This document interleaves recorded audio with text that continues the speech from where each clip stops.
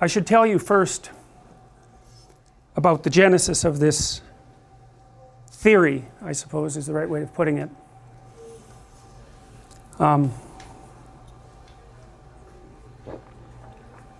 When I was about your age, and that was back in the early 80s or thereabouts, and this was particularly true around 1984, but it was true before that too. You know, every generation has its worries, real or imagined, and the primary worry for people of my generation was the nuclear war. And, you know, it was a genuine worry. At one point, many years later, I went down to Arizona to visit an ICBM, a decommissioned ICBM nuclear missile silo. And the ICBMs, intercontinental ballistic missiles, were very large rockets, right? They could fly halfway around the world, and it was deep underground and behind very, very thick steel doors. It was light green, you know, that pastel green that everyone seemed to like in the 1950s. It was like pastel green Star Trek console. That's what it looked like. And so we went down. Out in the yard, it was in the desert, out in the yard there was a very, I would say, magical object, for lack of a better word. And that was the nose cone for the ICBM. And it was quite big, about that big, about that high, pointed like the point of a bullet, about 3/4 of an inch thick plastic, you know, a kind of a resin. And it was designed to melt on re-entry. So that was just sitting there. So that was fairly thought-provoking, let's put it that way. And then we went into the missile silo. Interestingly enough, appended to the front of it, it had been decommissioned under Reagan, by the way. In the front of it, there was like a museum with artifacts from the 1980s featuring Reagan and Gorbachev meeting multiple times. And it was staffed by these Americans from the South who were grandparent age, and they were just super friendly. And you know, they were happy to be in the museum. It was like going to visit your grandma's nuclear missile silo. And so it was jarring, you know, because it's obviously a portentous place, and yet it was conjoined with hospitality and welcoming. It was surreal in that manner. Anyways, we went into the silo, and they ran us through a simulated launch. So imagine a panel like this made out of metal, except twice as long, with another one of these things at the other end, 16 feet across or so. Basically 1950s technology, but updated.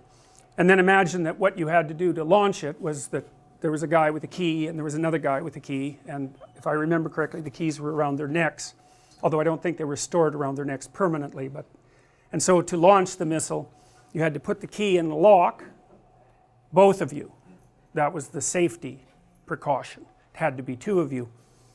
You put the key in the lock and hold it for 10 seconds, and then away the missile goes. And it wasn't as big, the missile wasn't as big as the rockets that went to the moon, but it was plenty big. You know, the silo itself would have easily been as wide as this room is, and perhaps larger, and many, many stories tall, you know, because it was nested underground. So they ran us through a simulated launch, which was surreal, I would say. And then they told us that someone asked, and they said the keys were in once. Now, they wouldn't tell us when, but, you know, that would have been during the Cuban Missile Crisis, because we were that close. And we were close again at other times, although perhaps not that close. And there seemed to be another peak of conflict in 1984, when there was a movie showed at that time called The Day After, which at that time garnered more views than any movie ever had on TV, and it was a story about the aftermath of a nuclear war and the people who were left, and it was pretty realistic and pretty frightening. And it turned out, as I found out later, that that movie actually was one of the things that influenced Ronald Reagan to put pressure on or negotiate with the Soviets, depending on how you look at it. And so, well, and then, you know, 5 years later, the Soviet Union collapsed. No one saw that coming. And it really didn't collapse in 1989 in some sense, you know, like a huge machine like that doesn't fall apart all at once. It falls apart over time, and then at some point it just becomes unsustainable and topples. And you know, it's like they lost faith in their doctrine, and for good reason. You know that the system in Russia, the Soviet Union, which was a collection of states, an empire, and the system that Mao established in China, and the system that still exists in Korea as a remnant of the Cold War, and systems in Southeast Asia and in Africa, were all predicated on Marxist presuppositions, presuppositions that were utopian in nature and that posited a utopian future where property was held in common and everyone had enough and everyone was called upon to do what they could, right, from each according to his ability, to each according to his need, which is a lovely sentiment, and you can imagine how it would be attractive even intellectually, because of course other systems, all other systems, produce vast disparities in income. It's like a natural law. It's actually governed by, you can model it with a distribution called the Pareto distribution, and the Pareto distribution looks like this.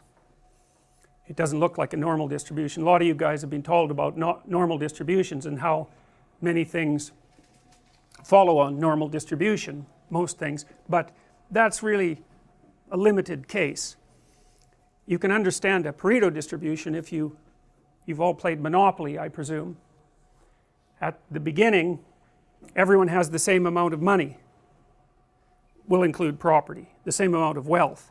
And then what happens as the game progresses, and really as a function of chance, I mean, I know you have to use your head a little bit in Monopoly, but the basic rule is just buy everything you can get your hands on and then trade meanly, something like that. So at the beginning everybody has the same amount, and then as you begin to play, if you had enough players, you would develop a normal distribution, because some people would win relatively consistently and some people would lose relatively consistently, and so the money starts to be distributed in a normal distribution. But the thing about money, and the thing about lots of things, is that zero is involved, and zero is a weird place, because if you're playing a trading game and you hit zero, then you're done. And it's very hard to recover from zero, and you know, it's really hard to recover. You know when you're doomed in Monopoly. You know, you can tell. You've got some resources, but there's going to be some crisis when you land on some hotel, and you're going to get wiped out. You know it. So there's a point at which you're headed for zero, even if you have something. You know, and you might be rescued by luck, but you know when you're doomed. So what happens is that as you continue to play Monopoly, more and more people stack up as zero, and fewer people have more and more money, and when the game is over, everyone has nothing except one person, and they have all of it. Now the funny thing about that is that in some sense that's how trading games work. You know, you might wonder why there is inequality in a society, and it's easy to consider that it's because the society is corrupt, and perhaps, you know, societies are somewhat or horribly corrupt. That's the variation. There's no society that's without its criminal element and fixed element. Anyways, trading games tend to produce a Pareto distribution so that very many people have very little and a tiny minority have a tremendous amount. That's the 1% that you hear about, right? And you know, the thing about that 1% is that that's happened in every society that's ever been studied. It doesn't really matter what the governmental system is, and it certainly happened under the Soviets, that's for sure. And there was a lot of people who had enough zero so they just died. So, you know, the utopian dream was completely unimplementable for a variety of very complex reasons. One is that it's very hard to fight against that distribution pattern when people are trading, because mere statistics will do that. And then there's other things that, and I should tell you as well that the Pareto distribution governs a lot of things. So like if you look at books, if I remember properly, last year there was something like 1 million English language books published, and I think 500 of them sold more than 100,000 copies, which is none, right? That's none. And of that 500 you can be sure that one of them was by Stephen King, and he took half the money, because there's like 5 authors in the English language who are on every airport paperback stand occupying the top rung, and that's massive real estate, right, because it's replicated everywhere. And because they're so prominent and because they're known names, when people are in a hurry and they just want something to read, they just grab that, and then more money goes to those people. And so, you know, success breeds success, and failure breeds failure, and it's not necessarily linear. And that's a really difficult thing to deal with, and it's hard on societies, because one of the things we do know is that, you know, as you stretch out the inequality, you make men, particularly on the lower end of the distribution, more and more likely to be aggressive. It's sort of like, you imagine every man has a threshold for violence, and status is important to men.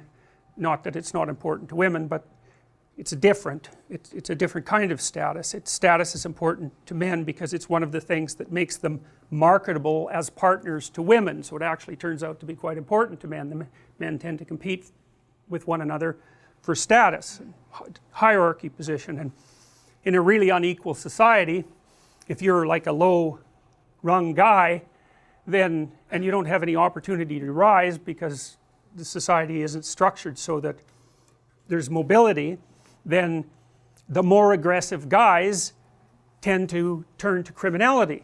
And you know, and so you could say there's a threshold for criminality, and the more inequality pressure you put on a particular area, geographic or political area, the more inequality pressure you put on it, the more men slip past that threshold and into criminality. And you know, there's been pretty good studies done of drug gang in Chicago. That was the best one. A sociologist actually went and hung out with a drug gang he got into it. I guess the drug gang leader was, you know, I wouldn't say necessarily narcissistic, but that might be a reasonable way of thinking about it. And he was kind of happy with the idea of maybe being the subject of a book. And so this guy was able to associate with them, got to know them quite well. And then the housing project in which the gang was housed was slated for demolition, and the gang broke up. And he got the books, because they kept books. And what he found was the average street drug dealer, first of all, was employed in another job as well, and was making far less than minimum wage. Now, but the guys, you know, further up the chain, of course, followed the Pareto distribution, and so there was a tiny minority of them who were raking in a tremendous amount of loot, and the guys at the bottom were just waiting around for the possibility that they could rise up the hierarchy. And you know, it's a pretty violent game, so the chances that someone's going to be taken out is pretty high, and then a little slot opens up for some opportunistic second rater, and perhaps he can move up the hierarchy.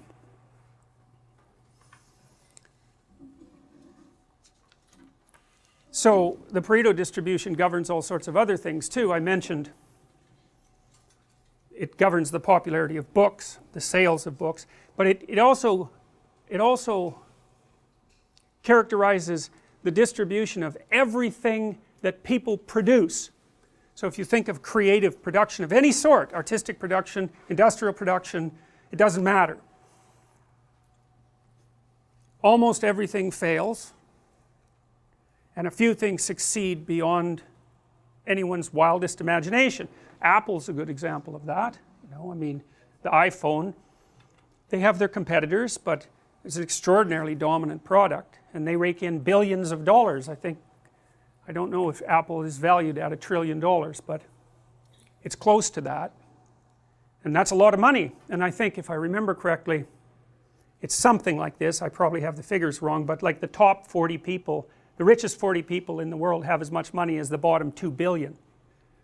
Right? Now, you know, it's not like they're stuffing their mattresses with that money, or they have a skyscraper full of cash. That money is out in the economy doing whatever money does.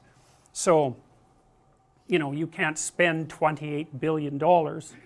So, and sometimes you can even do some good with it. You know, Bill Gates seems to be doing something reasonable with his money.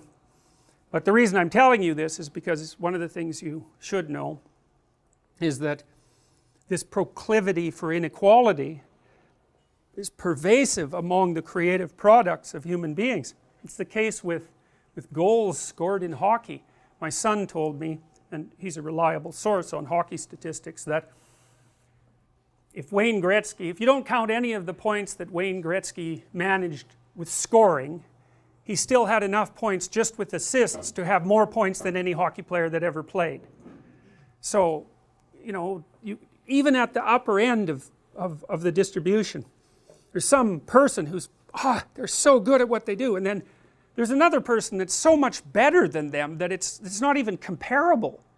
And so, and the benefits flow to people who are in that position. And you can understand why, I would say, because, you know, let's say you start writing and you get a book, and rare things, very rare things to have happen, and then some people read it and they like it, and then of course it's much more likely that you'll get a next book.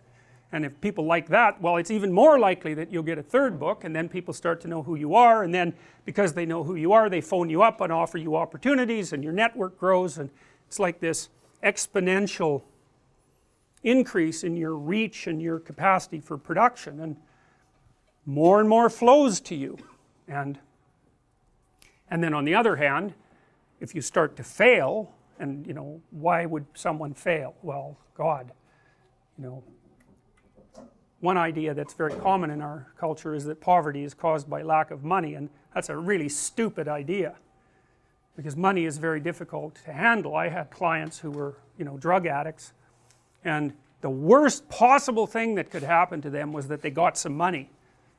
They're just done. First of all, you know, they were hanging around with people who were little on the sociopathic side, and so especially if they weren't that bright and couldn't defend themselves very well, as soon as they got money, well, it was off to the bar with all the friends. And you know, one guy I remember in particular, you know, every time he got his disability check, he was gone for 5 days. You usually found him in a ditch, you know, because he'd just go to the bar, spend every cent he had on alcohol and cocaine, and wake up in a ditch, 3/4 dead, eventually completely dead. And you know, then he was ashamed and horrified and repentant, and he'd straighten himself out again, and then that was all well and good until, as long as he was broke, until the next check showed up, and then bang, the same thing. So, you know, it's not like money is necessarily a good for everyone. It's hard to manage money.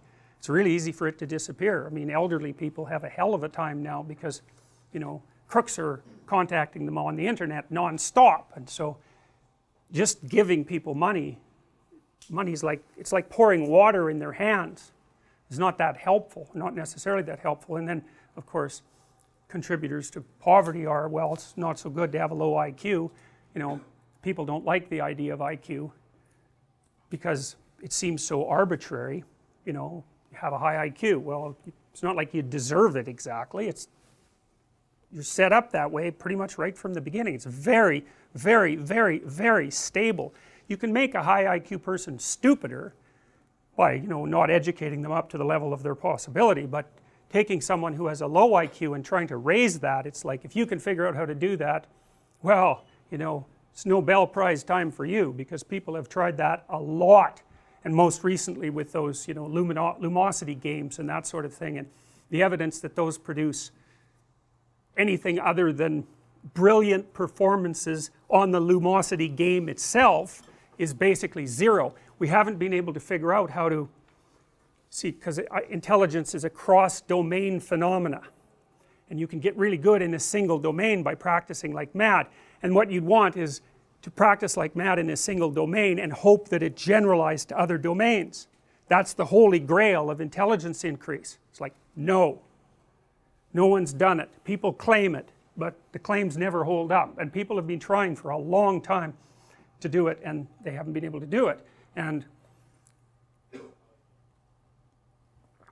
differences in IQ really make a difference. I mean, you guys average IQ is probably 125, 130. At 115 you're at the 85th percentile, and 115 would barely get you going for a hard university. 130 you're probably graduate school material. 145 you're up there at the range where you can probably do pretty much whatever you want, although as you get smarter the scatter between your abilities increases, so you might have a very high verbal IQ but not be so good at mathematics, or the other way around. But it's a massive contributor to lifetime success, and I don't know what to do about that. I mean, why do smart people make more money? Well, they get to where the edge of production is faster. So if you have 1,000 people and you rank order them by IQ, the smart people are going to come up with the new ideas first, and they're going to have more ideas, and they're going to strategize better. And with an IQ of 90, which is 15% of the population, you think about that, it's 15% of the population. That's pretty much the threshold for reading instructions and being able to follow them. So, and our society is increasingly sophisticated, so it's by no means obvious. The liberals think, well, this society is unfair because there's unemployment, and the conservatives think, well, there's a job for everyone, but none of them think, well, there are massive, massive, massive differences in people's ability, far greater than anyone realizes, and that poses a structural problem. I had a client, and I got him a volunteer job, which is way harder than you think. You need a police check, for example. Like, it's harder to get a volunteer job than a real job. But we got him in a volunteer job, and he had to fold pieces of paper, letters. He worked at a charity. He had to fold pieces of paper in 3 so that he could put them inside envelopes. And then the letters, which were in a pile, had to be matched with the proper envelopes, which were also in a pile, but some of them were French and some of them were English, so the French ones had to be matched carefully to the French envelopes. And then if there was one envelope out of order, well, then he had to figure out whether it was the papers that were out of order or the letters that were out of order. And then some of the letters had photographs attached to them, and you weren't supposed to bend the photographs, but they weren't always in the same place, so that meant you had to figure out how to fold the paper in 3 a bunch of different ways without creasing the photograph. And then the other thing is, and I never realized how difficult it is to put a piece of paper in an envelope till I watched someone who couldn't do it, and he probably had an IQ of about 80. If you met him on the street, you wouldn't think anything different of him. He was a normal looking guy, had some other problems. I trained him to fold those damn papers for like 30 hours, and he got reasonably good at it. But if you're good at it, and you probably all are, you fold it and the edges line up exactly like really exactly. The tolerance is probably 1/2 millimeter, something like that. Then you do the second fold and the tolerance is the same. But let's imagine that the first fold you're out by 1/8 of an inch, and the second fold you're out by 1/8 of an inch, so it's a little crooked, and that means in total you're out by 1/4 of an inch, and then it won't fit in the damn envelope. So then you kind of crumple the envelope when you put it in there, and then it gets stuck in the sorting machine. And so he sweated blood trying to do that job, and they eventually planned to fire him. So imagine what that's like, eh?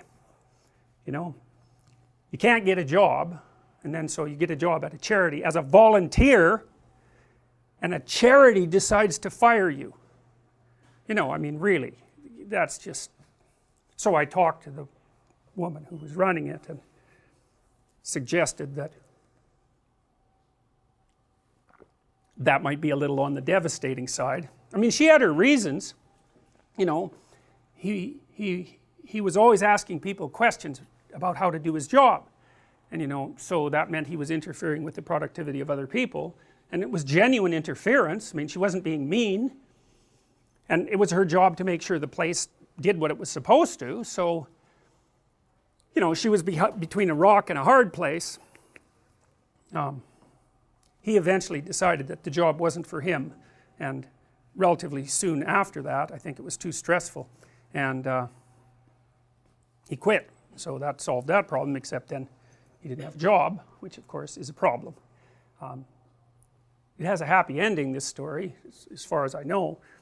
He got a dog because he was very lonesome, and that dog, man, having that guy train that dog, that was something else. That dog just, I think he lost 30 pounds while he was training that dog, because dogs, they're, you know, dominant, and he had to have a tussle with the dog to figure out who was in charge, and it's a lot of responsibility to have a dog, but he was pretty damn committed to that dog, and he managed it. And the things he went through to keep that dog, you just cannot possibly imagine. It was surreal, just like the nuclear missile silo. I mean, he had people following him around, informing on him because they thought he was abusing the dog, when in fact, because I watched, the dog was clearly abusing him. So he got a job helping a woman who trained dogs, and then he had a job. So hooray, you know, but it was like a miracle fundamentally. So anyways, the reason I'm telling you all this is because there was a reason for the Cold War. And the reason was that there's inequality, and there's different theories about how to address that inequality, and different theories about why it exists. And there was a Marxist theory about why it exists, which was roughly something like property equals theft, and those who have more have taken it from those who have less, which, you know, seems to me to eliminate any conceptualization that there isn't a fixed pot of money. You know, money expands actually as we become more technologically proficient, and lots of people who have money have it because they've generated a lot of wealth. I mean, Bill Gates is a great example of that, right? He popularized computing. He made it possible for everybody to have access to computing. It's like, it seems like a good for him, you know. And you could say the same thing about Steve Jobs, and maybe you'll be able to say the same thing about Elon Musk. And you know, these guys have tremendous resources at their disposal, but you know, they're not bathing in banknotes. You know, they're trying to continue to do things, and they use their money to do things. And anyways, the Russians set themselves up under Marxist presuppositions and tried to equalize the distribution of property, and to call that catastrophic barely scratches the surface. And I know that you guys probably don't learn much about this because for some reason people aren't taught about it, but you know, the good estimates are that the Russians killed about 30 million of their own people between 1919 and 1959, you know, and it's brutal. It's brutal. A lot of that was through starvation. You know, I saw a photograph the other day which I tweeted, which is the worst photograph I've ever seen in my life, and that's actually saying a lot, because I've seen a lot of really terrible photographs because I've done so much investigation into totalitarianism. This was a photograph that was taken during one of the early starvation periods in the Soviet Union, where about 3 million peasants died. It was a picture of a peasant couple standing behind a table at a market selling human body parts for food. It's like, and you know, I have this weird quirk, which I don't think does me much good, but maybe helps me understand things better. When I see that someone has done something extreme, I learned to do this a long time ago when I worked briefly in a maximum security prison. I try to imagine what I would have to be like, what kind of situation I would have to find myself in to do that. And believe me, man, that's a horrifying enterprise, because it is actually possible, no matter what it is that you read about someone doing, and no matter how unlikely it is that you think you would do that, it's possible to imagine yourself in that situation. And that, well, that's enlightening. That's what I would say. That's enlightening. You know, because one of the things about enlightenment is that you get enlightened by doing things that are necessary that you really, really, really do not want to know, don't want to do. And imagining yourself as a perpetrator of that sort is, that tells you something about the world, and it tells you something about human beings, but it's a hell of a thing to swallow, you know, in a very well structured society like ours, where we're so peaceful. Well, because we have the heat and it always works, and we have electricity and it always works, and we have plumbing, which is a bloody miracle, and it always works. You know, it's just one of the things that this imagination process has done for me is keep me alert to the absolute miracle that my life is every day. It's horribly cold out there, you can't grow any food, you die if you're out there for 24 hours. If any of this infrastructure was unreliable for any length of time, we would be in serious trouble. And it's never unreliable. It's so unlikely. And so here we are with all this reliable infrastructure, and because of that we don't really have to compete with each other much. I mean, some, you don't compete for food, you don't compete for shelter, or some people do, but not very many. So it's really easy to think of yourself as good, because, well, you're not doing anything nasty to anyone. But, you know, a cynic might say, well, that's just because you don't have any reason to. But those reasons have arisen many times in the past, and in fact they're the norm, not the exception. We're the exception. This insanely functional society that we've somehow managed to generate it's incomprehensible to me that it exists. So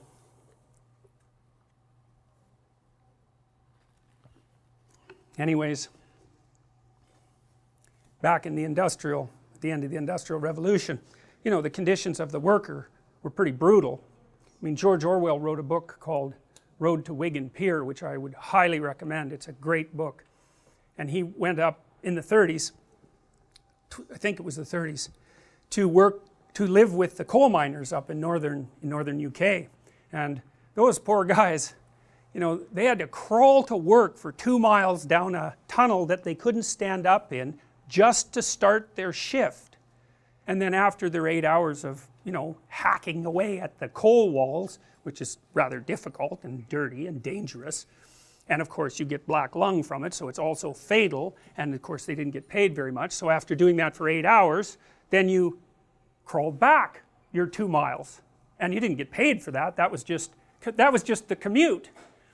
And the housing for those people was not good, the food wasn't good, most of them had no teeth by the time they were 30. You know, I mean, being poor was no joke, even in a place like the UK, which was relatively well off.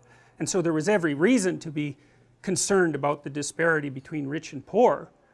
And poor is the natural state, you know, that in the Western world in 1895 the typical person lived on $1 a day in today's dollars. And you know, that's not uncommon in many places in the world now. So there were reasons to be concerned with inequality. And you know, the Russians took one pathway inspired by Marx, and we took another pathway inspired by John Stuart Mill and John Locke and the English tradition, I would say, of democracy, and competed for 70 years, and things seem to have worked out better here. But it was a hell of a competition, and there were real differences in opinion at the bottom of it, and those two systems turned into armed camps. And that's not over exactly, you know, I mean, there's the Chinese, although they're a hybrid now between communism and capitalism, and hopefully they're more interested in getting rich than they are in, you know, having a war. Greed is a good motivator, surprisingly enough, it's kind of reliable. But anyways, by 1989, the jig was up. It was obvious that the Soviet system was not functional. There were no consumer goods, that's for sure, even in the main department stores in Moscow, and people just kind of lost faith in the whole project. You know, it became, for a while, I don't know if you know about the show Dallas. Dallas was a soap opera that ran at night, a serial, and it was about these rich Texans who lived, you know, a 1% lifestyle, and it was the most popular show in East Germany.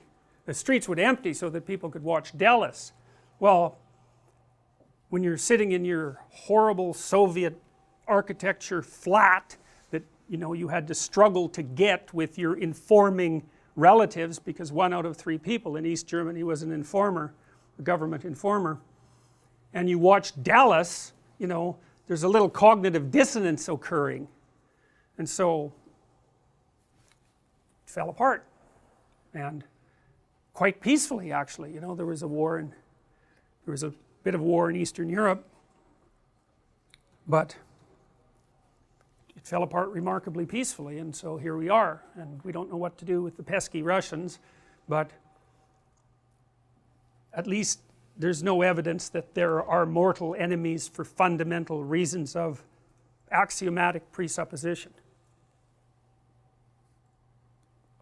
And things are a lot better in the world, despite what everyone tells you, than they were 40 years ago, and they're so much better than they were 50 years ago that it's absolutely staggering. We've lifted more people out of poverty in the last 15 years that have been lifted out of poverty in the entire history of the world before then. People are gathering economic resources at a rate that even the wildest optimist really couldn't dream of speeding up. So it's not like we're without our problems, but so during that period of time I was obsessed, is a good word, with a question, and the question was, why would human beings produce 2 camps and then produce a massive arsenal of hydrogen bombs? And I don't know what you know about hydrogen bombs, but they have atom bombs for triggers. And you know, that's worth thinking about, because an atom bomb, you know, hey, that's something. But a hydrogen bomb, that's the sun. That's really something.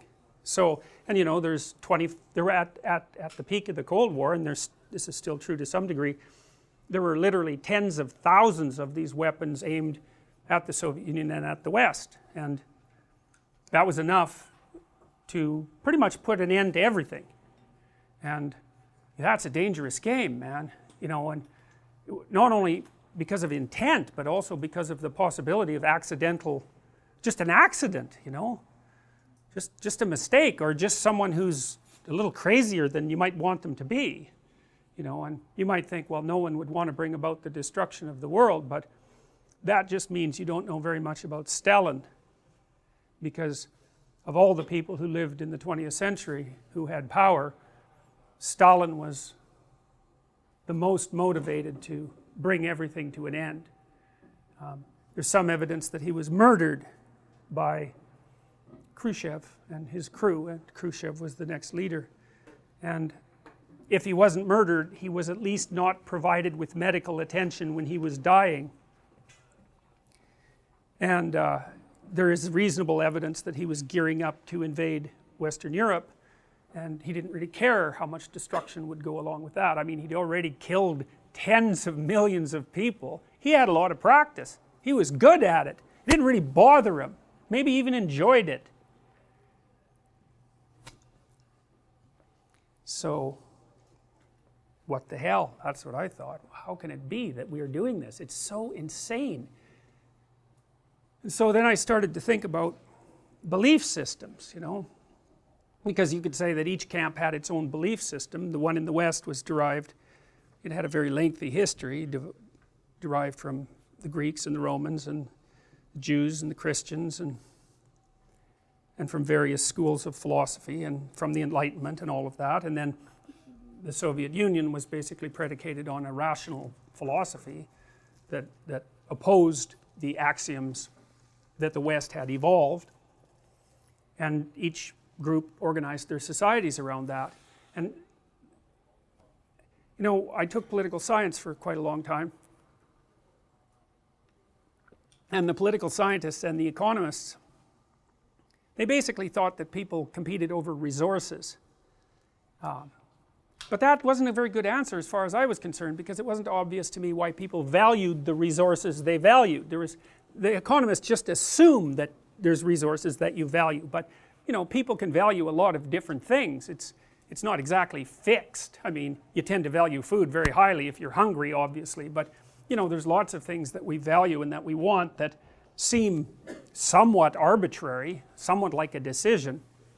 So I got more interested in why people valued things and what it meant to value something, and then what it meant to believe something, and then how it could be that someone could believe something so deeply that they would risk their own death to protect it, or at least risk the death of other people, and maybe on a massive scale. Like, man, people are committed to their system. Now, you know, a system of belief is not just a system of belief. That's one of the things that I came to understand, is that it's not appropriate to make this too psychological. People defend their belief systems, but that's not exactly right. You know, we have a shared belief system. Well, it's sufficiently shared so that here we are, we don't know each other, we're a bunch of primates, we're in this room and it's peaceful and no one's scared, and that's pretty amazing, and that means that we're all acting out our roles. So we're acting out our roles, and we have an expectation with regards to those roles, and those two things match, and that's the important thing, and we'll talk about that a lot. It isn't the belief system or the integrity of the belief system even, it's the match between the belief system and the actions of the other people within the belief system. What you want to maintain is that match. You want to act out your beliefs in the world, and you want what you want to happen. That's a good thing, you get what you want and you validate your belief system. Great, perfect, security. But a lot of that is, if we're interacting, even right now, there's a whole set of expectations that are governing what we're doing. Like, you don't want me to take your little tablet there and smash it. That would be shocking, right? You wouldn't know what the hell to do, right? You'd be somewhere different if I did that, and you wouldn't know where you were. And that's another thing to know, because that's a fundamental difference. There's a fundamental difference between knowing where you are and not knowing where you are. I think it's, in some sense, the fundamental difference. You can think about it as the distinction between explored and unexplored territory, but you have to.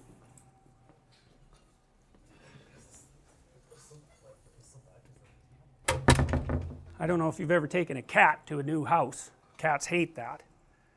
And because in their old house, and maybe in their old neighborhood, they've slunk around, you know, at the edges, checking everything out. They start out afraid. They check everything out. They know where to hide. They know where to. They know what's safe, and they know that because they go somewhere and nothing happens, and so then they assume that it's safe, and they slowly build up a neighborhood that they're comfortable with. my dad used to take the dog for a walk, and then the cat got lonesome, and so it started to follow him. And first of all, it would just go along the buildings, the houses, on their route, you know, hiding really from predators. And after a while I got kind of comfortable with that, and then it would follow right behind the dog.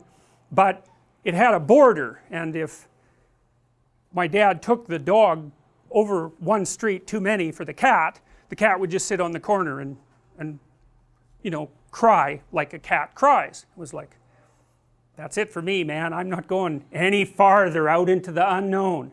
And so the distinction between the territory that you have mastered and the territory that you haven't mastered is a fundamental distinction. It's the distinction between home and the strange land.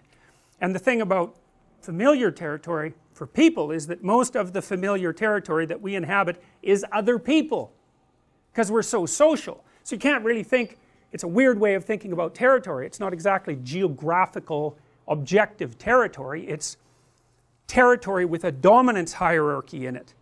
And the dominance hierarchy has a predictable structure, and you know where you fit in it most of the time, and so that when you act out in that territory surrounded by your people, then often you get what you want, and you're so thrilled about that because you just don't want someone acting erratically around you, like, and you know that. So you walk down Bloor and there's people there that should really be institutionalized, but we deinstitutionalized them all so they could be free, and free to be, you know, suffering and malfunctioning out on the street. That's what the freedom ended up being. But you know, you'll walk by someone like that who's muttering away to the voices in his head, and you know, maybe striking out against whatever it is that's plaguing him, and you won't make eye contact.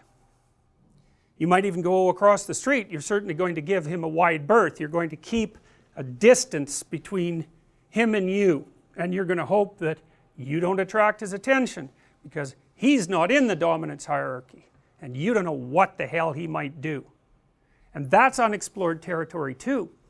That's another way of thinking about it. Like, we inhabit time and space, not just space and not just time. We inhabit time and space, and our territories are spatial temporal. We're here now, and this is safe now, and it's safe partly because of the physical structure and it's working, but it's also safe because none of you are manifesting peculiar behavior. But if you started to manifest peculiar behavior, if you stood up and started muttering or yelling or maybe attacking someone next to you, all the rest of you would freeze first, because then all of a sudden this would be unexplored territory. The match between what you want, which is a peaceful lecture that you hope has some content, the match between what you want and what's happening has vanished. And so then you don't know where you are. And so then what do you do when you don't know where you are? What do you do when you don't know what to do? Well, if you're a computer, you just crash. But you know, what good is that to you? You're just going to die? That isn't helpful. You freeze first, and then maybe you cautiously attend, or maybe you don't. Maybe you just keep your damn eyes averted and you sit there and you hope that no one notices you. That's a prey response, right? That's like a rabbit frozen when it thinks a fox is looking at it. And we were prey animals for a long time. There was a cat that they recently discovered, a prehistoric cat that had this bottom single tooth, and they found out that a human skull fit right inside its mouth, and so it could grab you here and pierce the back of your skull with its single tooth, and that's what it was evolved for. So, you know, it's under such conditions we evolved, and we're predators obviously, but we're tasty predators, and so other things were perfectly happy to eat us. And so when you're where you don't know what to do, you act like a prey animal. And that's probably what you should do, because maybe if you keep your head down and shut the hell up, there won't be any attention attracted to you, and maybe you'll get through it. You know, you might decide, unlikely, to intervene and take the guy down, but you would be the exception rather than the norm. And It's unsurprising.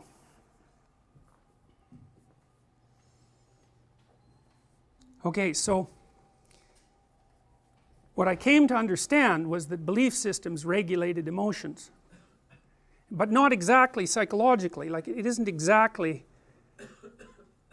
and this is sort of like the terror management theories, it's not exactly like you have a theory in your head and the theory explains the world, and because the theory explains the world, the theory is what's making you secure. It's kind of like that. It's like you have a theory in your head and the theory makes you feel secure because it explains the world, but the reason it explains the world is because other people have the same theory in their head, and then when you both act out the theory, you both get what you want. And it's the coming together of the theory and the outcome that makes you, it's life. Not only does it stop you from being anxious and often make you happy because you get what you want, but it's not just psychological, you know, the fact that we do this, that we cooperate within our societies, we match our belief systems and then act them out, that's the predicate for a productive society. So it's actually, it isn't just that it saves you from death anxiety like the terror management theorists have it, it saves you from death. And that's good. I mean, being protected from death anxiety, yeah, good, that's great too, man. But actually not dying, that's sort of the fundamental thing that you're after. And so people have reason to defend their territory, if you think of territory that way, as you think about it as a domain where the fundamental presuppositions of each citizen are matched by the behavior of their co-citizens. They have every reason to defend that. And if it falls apart, it can have mortally serious consequences. It's chaos, you know, and that chaos doesn't just destabilize everybody psychologically, it destabilizes everything. It can destabilize the currency, it can destabilize the industrial economy, the lights can go off, it's like, it's not good. So, hey, no wonder people protect it.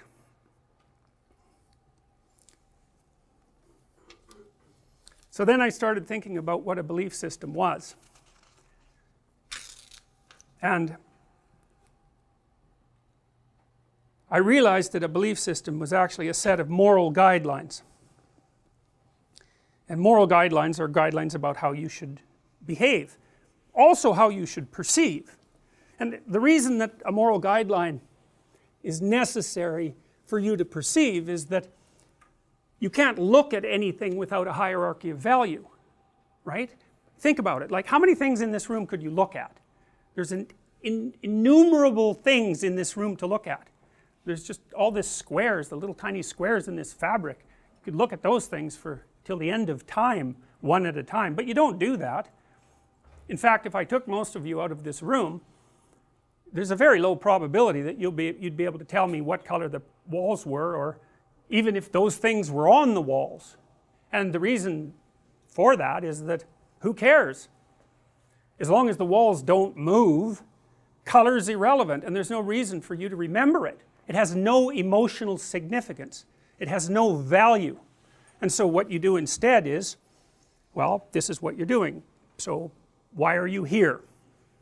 I don't mean in the broad metaphysical sense. I mean specifically, why are you here right now?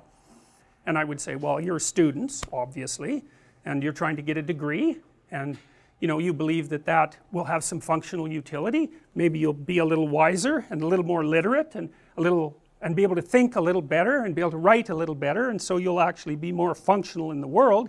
That would be good, you know, and maybe you're interested, but anyways, you're in this particular lecture so that you can take this particular class, so that you can get a particular kind of degree, so that you can launch your life, and then in your life you're probably going to meet someone that you have a long-term relationship with, and you're going to have children, and you're going to partake in this society, and that's why you're here. All of those reasons simultaneously is why you're here. And so then that helps you decide what to look at. And so what you look at is, at the moment, or listen to, is me, because in principle I'm the gateway to that set of accomplishments at this moment. And so you focus on me, and that's because you value that. And so what that means is you can't even look at the world without a value structure. You know, it's chaos if everything is equally unimportant, or if everything is equally important. It's chaos.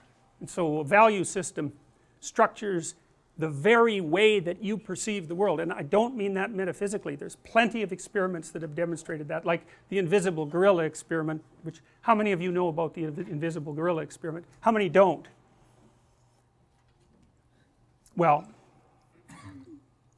roughly speaking, what happens is that there are two teams, a white team dressed in white and a team dressed in black, and there's a video of them, and the black team is passing a basketball back and forth, and the white team is passing a basketball back and forth, and you're supposed to count the times the basketball gets passed back and forth. There's only one basketball. And so, you know, you're diligent for whatever reason, you do what the experimenter asks you, and you count the basketball tosses, and you think, well, that's not so hard, it's like 16. So you tell them 16, and they say, did you see the gorilla? And half of you say, what are you talking about? And the experimenter says, well, let's watch again, but this time don't count. Well, sure enough, like 30 seconds into the video, and you know, the players fill the video screen. It's not like they're 300 yards in the distance, you know, like little ants playing basketball. They're right filling the screen. You can see their faces. Sure enough, a minute into the video, this guy in a gorilla suit, and he's not little, and neither is the gorilla suit, he comes out, bangs his chest right in the middle of the screen for 5 seconds, and then disappears. And half, more than half actually, of people don't see that. And it's even worse. Dan Simon did another experiment where you're at a counter, you know, at a store, and there's a clerk there, and you're talking to the clerk, and the clerk goes down hypothetically to get something, and a different clerk pops up, and you'd think, hey, I'd notice that, but you don't. And you can even vary the clerk quite a bit, and people don't notice. So we focus on very particular things, and the reason we don't notice is because it actually doesn't matter. In terms of our ongoing action at that point, the clerk is interchangeable. As long as the entity there acts like a clerk, that's sufficient.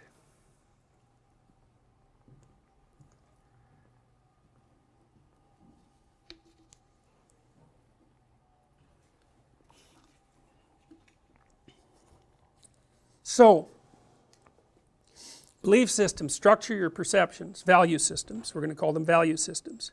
They structure your perceptions, and they also guide your actions, because you act in accordance with your values, conscious or unconscious. You have values that you don't know about because you just don't know yourself very well. You can tell that you have values that you don't know very well, because sometimes you get attracted to people that you know perfectly well. That's a mistake. Or you know, you're trying to tell yourself to study and you don't, and you know, so you're not really in control of yourself to any great degree. Some, and the more integrated you are, the more control you have, but you know, you're kind of a loose collection of arguing sub-personalities, and they're more or less directed towards a single goal, but it depends on how committed you are to that goal, how much you've thought it through, how much you buy into it, how many of the contradictions in your world representation you've managed to iron out, and all of that. So, but in any case, it's value systems that govern action and perception. And so we're going to take an existential perspective, a phenomenological and an existential perspective in this course. And phenomenological means that we're going to base our presuppositions on the idea that what you experience is real, all of it. We're not really dividing the world into object and subject. That isn't how this particular approach works. It's more like you have a field of experience. It includes things like pain, which is not really something objective, I mean, but it's real. I mean, one of the things I've come to understand is you are not required to believe what I'm telling you, by the way. If you have an argument about why some of this doesn't make sense, then, you know, follow that sucker, because I'm trying to tell you what I've reached with regards to bedrock presuppositions, and I haven't been able to put pry bars underneath them, but that doesn't mean you won't, and you know, you should try. Anyways,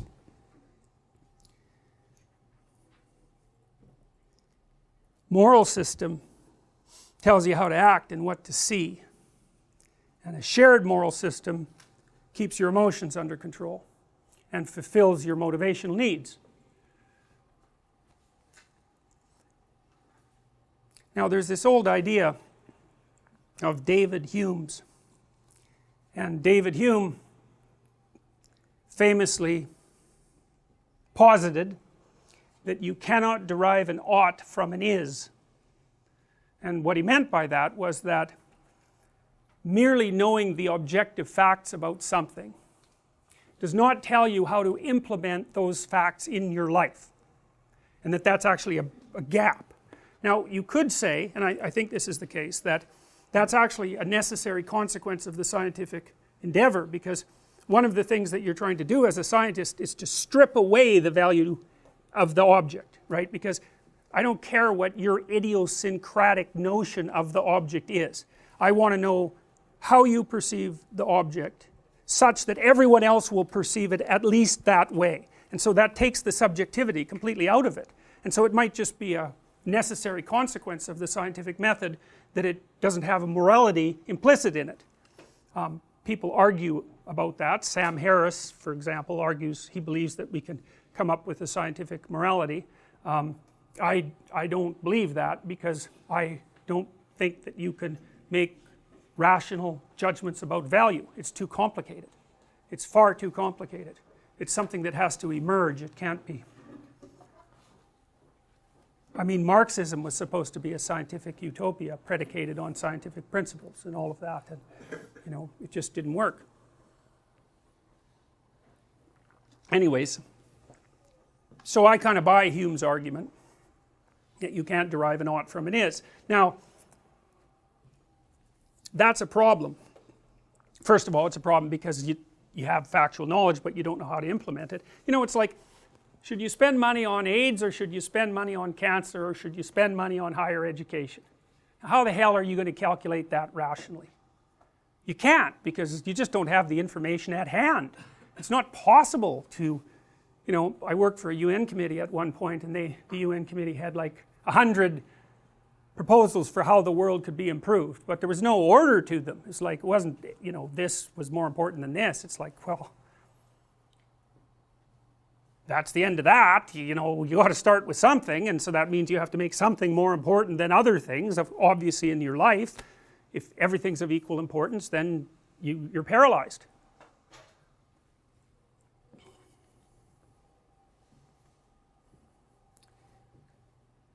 Now, you know, it's a truism, and probably an oversimplified one, that since the dawn of the scientific revolution, a wedge has been driven through the heart of our society such that the moral systems that we use to unite us, so those would be religious systems fundamentally, have been subject to an intense critique from the scientists. And you know, it's a pretty effective critique.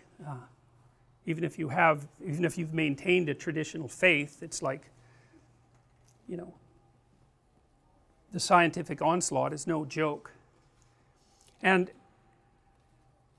that's a problem as far as I can tell, because, and the problem is that you're still left with the problem of how you should act. And Nietzsche, the philosopher Nietzsche, he would say that we're running on the fumes of Christianity in the West, because over its 1,000 years of domination, let's say 1,500 years of absolute domination, it produced a consensus of morality that was predicated on metaphysical presuppositions, and that organized societies, and those societies are predicated on certain beliefs, like the belief in, really I would say, that something divine inhabits each individual. You know, that's sort of the presumption that's embedded in law. It's sort of the idea that underlies the idea of natural right, right? There's something about you that's so valuable that even the law has to bow to it, even if you're reprehensible, even if you're convicted and reprehensible. Now that's, man, the idea that people came up with that idea, that's a bloody miracle. It's, you know, because generally speaking, your proclivity is, if someone's been even accused of doing something, the general human proclivity is that even if someone's just been accused of doing something terrible, that's enough so that you can stone them to death or do whatever you're going to do with them. Presumption of innocence before guilt, good God, of all the things that aren't automatic, that's got to top the list. You know, it's unbelievable that that occurs. And it's interesting to me because it seems to me that that presupposition that there's something valuable, transcendent about each individual, I wouldn't call that a scientific presupposition, but it seems to be a highly functional presupposition, right? I think, in that it isn't unreasonable to notice that societies that have valued the individual and made the law subject to the individual, even with regards to voting, because that's basically what voting does, it puts sovereignty in the hands of the people, those societies actually seem to work. Now, whether they'll work for the next 300 years, who the hell knows? I don't know, but they've worked pretty well for the last 500 years, let's say, and we've got it pretty good right now. And you know, I suspect most of you are rather pleased that the law recognizes your value as individuals, and you take that for granted, right? You think you have rights, and of course the rights that you have, natural rights, are logical consequence of your transcendent value, and that's nested in, this is Nietzsche's observation, that's nested in a set of metaphysical beliefs. And his idea was that if you wipe out the metaphysical beliefs, eventually you wipe out the whole system, because you've knocked out the cornerstone. And it might take a long time for the thing to shake and fall, but it will. Now, whether he was right or not is hard to say. It looks to me like what's happened since Nietzsche announced the death of God in, say, the late 1800s, is that Western society has oscillated between extremes. You know, extremes on the right, Germany, extremes on the left, and you know, with the democracies, at least the other democracies, the democracies managing to stay the course somewhere down the middle. But it's not obvious to me that that can be maintained without the underlying metaphysics. And that's a problem, because whatever you might say about the underlying metaphysics, it's not true the way science is true. And that could be okay, because there might be more than one form of truth. In fact, I think there is. I think there's pragmatic truth, and I think pragmatic truth is actually deeper than scientific truth. And pragmatic truth is the truths that enable you to act in a manner that best, that improves the probability, roughly speaking, of your existence and your reproduction maximally. That's a Darwinian idea. And one of the things about the Darwinian theory, this kind of puts it in opposition to scientific materialism, I would say, is that the Darwinian theory is that you don't have privileged knowledge of the world. And you can actually tell that because you die.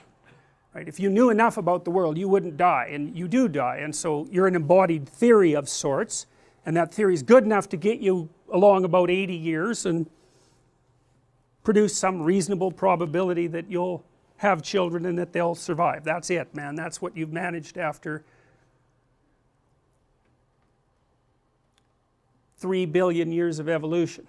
It's a good enough solution. It's a good enough way of acting, and we don't know a better way of acting, and our world conceptions are actually nested inside the Darwinian system, and they might be predicated on pragmatic truths rather than objective truths. Pragmatic truths are truths that have functional utility, and we're alive, we care about being alive, we tend to use our theories as tools. It's possible that our theories are tools, and that they're tools to help us stay alive.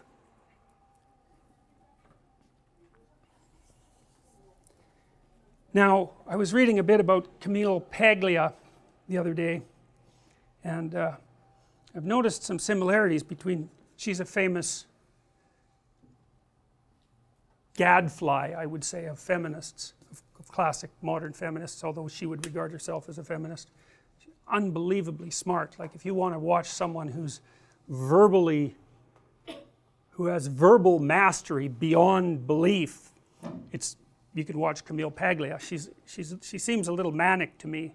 She can wrap off an argument at a rate that's just mind-boggling, and it's very coherent, and you know, she tends to shred her opponents in arguments. She's so brilliant.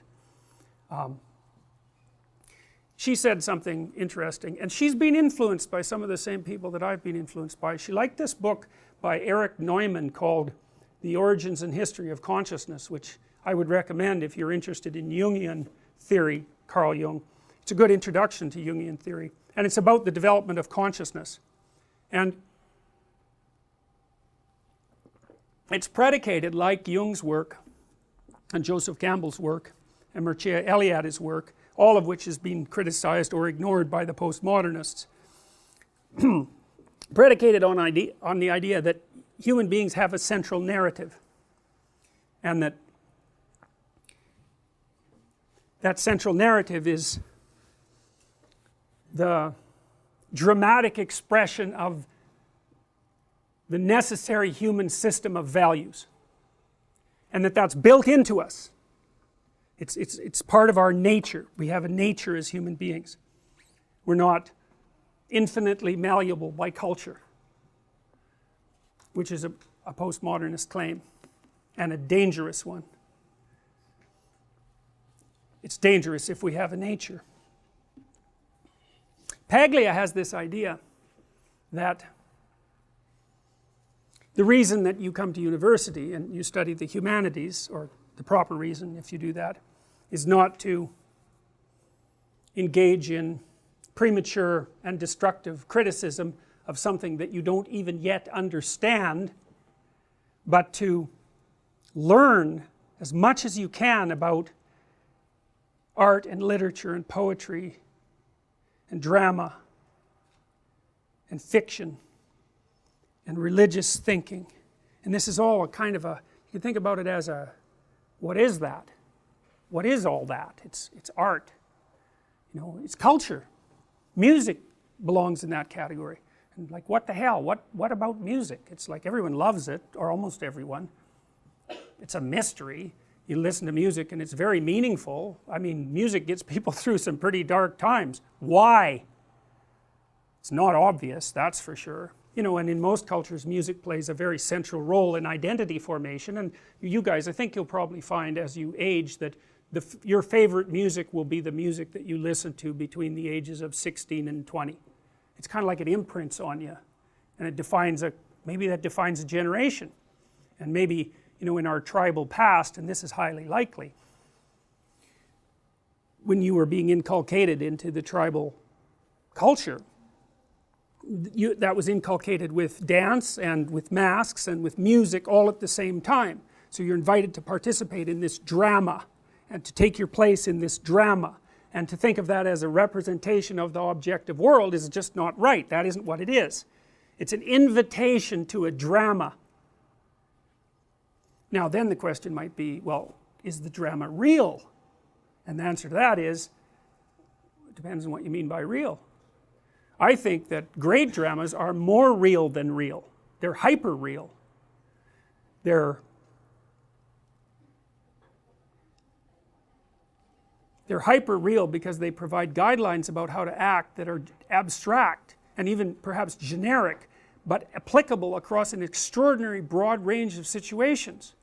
So imagine this, you know, you get up in the morning, you do a bunch of things, and someone asks you what you're doing, what you did, and you tell them, well, the first thing I did this morning was open my eyes, and the second thing was think about whether I wanted to go back to sleep, and then, you know, I took off my blankets, and then I put my feet on the floor, and then I stood up, and I was blinking while I was doing all this, and I was also breathing, and then, you know, I looked for my clothes. And you really want to listen to that guy? You don't want to listen to that guy. It's like, why are you telling me that? I want you to tell me something interesting. Well, what is it that's interesting? And why isn't that interesting? It's not obvious. So then imagine the guy actually tells you a pretty good story, a little adventure.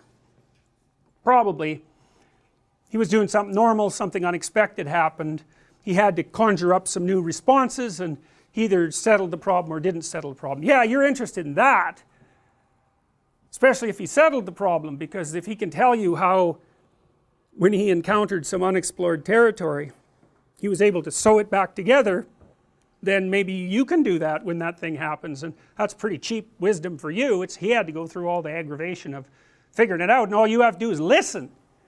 You know, and that's kind of a classic story. Classic story, roughly speaking, is there's a guy, woman, doesn't matter, going about their life relatively normally, something blindsides them, and they're in a state of chaos.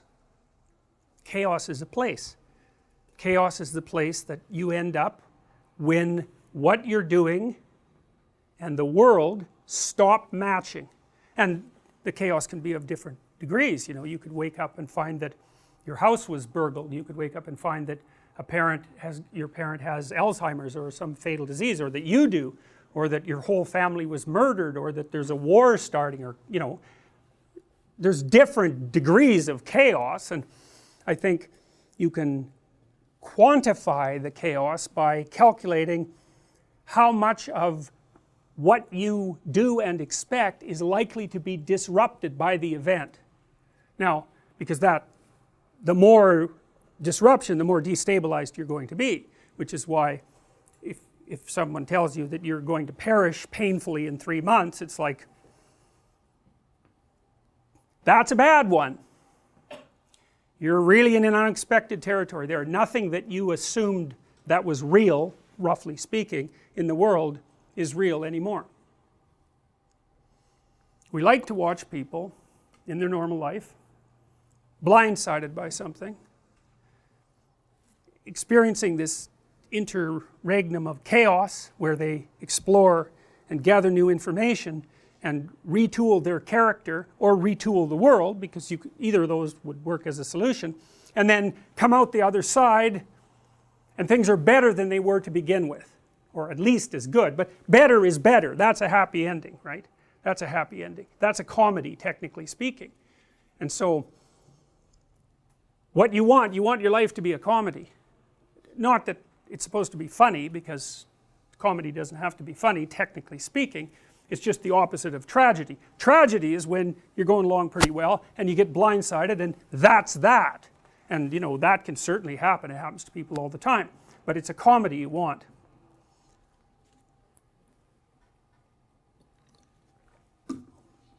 Now, what I hope to provide you with is a magic code. You know, there was a book published a while back. Tom Hanks was in the movie. He was a Harvard professor who went around solving symbolic mysteries. Do you remember, what was it called? The Da Vinci Code. Everyone liked that. It sold a lot. And you know, it was full of little mysteries, and it was full of hints that there was more to the world than you think, and which is definitely true. And that, you know, there was a way of getting access to that knowledge, and that it would really be worthwhile. And people like that, they like that idea. And the reason for that is because it's actually, it's true. It's true. It's true like fiction is true. So okay, let's go back to the guy who's telling you about his morning. Well, he tells you something exciting. Well, then imagine that 10 people tell you something exciting. And then you extract out the pattern of them dealing with this problem from that. And so then you have that's what you do if you're an author. Right? Because in a book, you don't want the book exactly to be about what ordinary people do in ordinary times in their life. It's like, you already know how to be ordinary during ordinary times of your life. That's not useful. You know, you wouldn't watch a videotape of yourself. Imagine you videotaped yourself during a day, and then next day you watched that. It's like, God, who would want to do that? So what seems to happen in stories is that they distill. So they watch people watch people, and then they tell stories about what they see, but they leave a lot out of those stories. everything that's boring, hopefully. And then more and more stories about exciting things get sort of aggregated, and then maybe a great writer comes along and writes something really, really interesting, profound character transformations. And then you say, well, that's fiction. And then you say, well, that's not true because it's fiction. But then maybe that's not right. Maybe it's more than true. Because who wants the truth? The truth is mundane reality, and you've already got that mastered. What you want is the distillation of interesting experience. And you might think, well, why is it interesting? Well, that's a really good question, because you don't actually know. And believe me, you really don't know, because you'll be interested in things that just don't make any sense at all. I'm going to walk you a bit today through Pinocchio, and we'll do that more the next time too. You know, but I want to tell you a little bit about that movie to begin with, just so you know how crazy you are. So, you know the plot. How many people have seen the Disney movie Pinocchio? Okay, so lots of people. So that's strange enough in itself that so many people have seen it, and it's worth thinking about. You know, you tend to show your kids that movie, but you think about the movie, you're doing some pretty weird things when you're sitting there watching that movie, man. First of all, it's drawings, right, and they're low resolution drawings. You don't care, and you watch The Simpsons, or maybe what's that called? The one that's been concentrating on political correctness so much. South Park. God, that animation, man, it's just awful, right? It's just horrible. It couldn't be worse. You don't care. Like round heads, smile, a little bit of shuffling. That's a person as far as you're concerned. It's just irrelevant, and if it was higher resolution, it wouldn't help. You just need the bare bones, right, to hang your perceptions on. So you watch this drawing, that's Pinocchio, beautiful drawings, animated in a sequence. You're not watching something real, you're watching a pure construction. And then you think about the plot, it's like, it's completely absurd. Everything about it is absurd. It's like, well, one of the characters is a bug, and he turns out to be like the conscience, and so what the hell is with that? And then another character is this puppet, marionette, and you know, somehow he gets free of his strings and then goes on this adventure, and then you know, he gets enticed into various nefarious places by a fox and a cat, and then he rescues his father from a whale, and you don't even know how his father got in the whale. It's like the last time you see his father, he was in a rainstorm, and the next thing that happens is he's in a whale, and you're sitting there thinking, hey, no problem, this all makes sense. It's like, what, really? Why? How does that make sense? Well, the answer is you don't know. That's the thing that's so cool. You don't know. You don't even know what you're watching. But it doesn't matter. You watch it and you're interested in it. You want to see what the hell happens to this puppet. You want to see if he ends up becoming a real boy, because it seems important. Well, you say, well, is Pinocchio true? Well, that's a stupid question. It's partly a stupid question because the answer is it depends on what you mean by true. And it isn't obvious to me what you should mean when you say that something's true. And the reason it's not obvious is because we have this idea in our society, and it's a very profound idea, and that idea is that the ultimate truth is scientific truth. That tells us about the nature of the world, and it does that in a final way in some sense. There's no brooking any arguments about it, and the physicists have got it right, and that's why they can make hydrogen bombs, and that's a pretty good demonstration of their being right. But you don't act as if that's true. And you watch things and pay attention to things and are captivated by things that aren't predicated on those assumptions. And it seems to me that there is a problem of what the world is made out of, but there's a bigger problem, and that's the problem of how you should conduct yourself in the world. And that's really what you want to know. People want to know that more than anything. Because you need to know. It's like, here you guys are in university. It's like, you don't know what you're doing. I mean, some of you know more than others, but you're at the beginning of your life, and life is very complex and chaotic, and it isn't exactly obvious, you know, what kind of relationship you should form, or what sort of character you should develop, or what you're going to do for a job, or what's the meaning of life. That's a good one. What's the meaning of life? Well, and you know, people come to university, at least many of them, and that's kind of what they want to find out. Now Paglia, her notion is that, you could think about it this way, is that articulated knowledge is embedded in inarticulate knowledge. And inarticulate knowledge is the domain of literature and art and high culture, let's say. And we sort of know what it means, but we don't exactly know what it means. It means more than we know. And then outside of that is what we don't know at all. And that's an idea that Jung developed as well, and maybe Paglia picked it up from Jung, because Jung believed that, you know, there was this domain that we had mastered in every domain, and then there was a domain outside of that which you could think of as unexplored territory, and what we met unexplored territory with was our creative imagination, and that what we were trying to do with our creative imagination is to figure out how to deal with that unexplored territory. We were producing dramas that we could act out that would help us deal with what we still hadn't mastered, and then outside of that there's just what we don't know at all. And Paglia's idea, and this was Jung's idea, was that without understanding that surround, you're too atomized. You're not part of your historical tradition. You haven't incorporated the spirit of your ancestors who built all this. You're just here now, and you don't know what to do either, and you don't know how to maintain your culture, and you don't know how to serve it. And you know, you might say, well, why should you serve your culture? And well, I have a hypothesis about that. You know, you can think about this. I don't know if it's true, but people ask what the meaning of life is, and it seems to me that meaning is proportionate to the adoption of responsibility. You know, like, let's say you have a little sister who's like 3.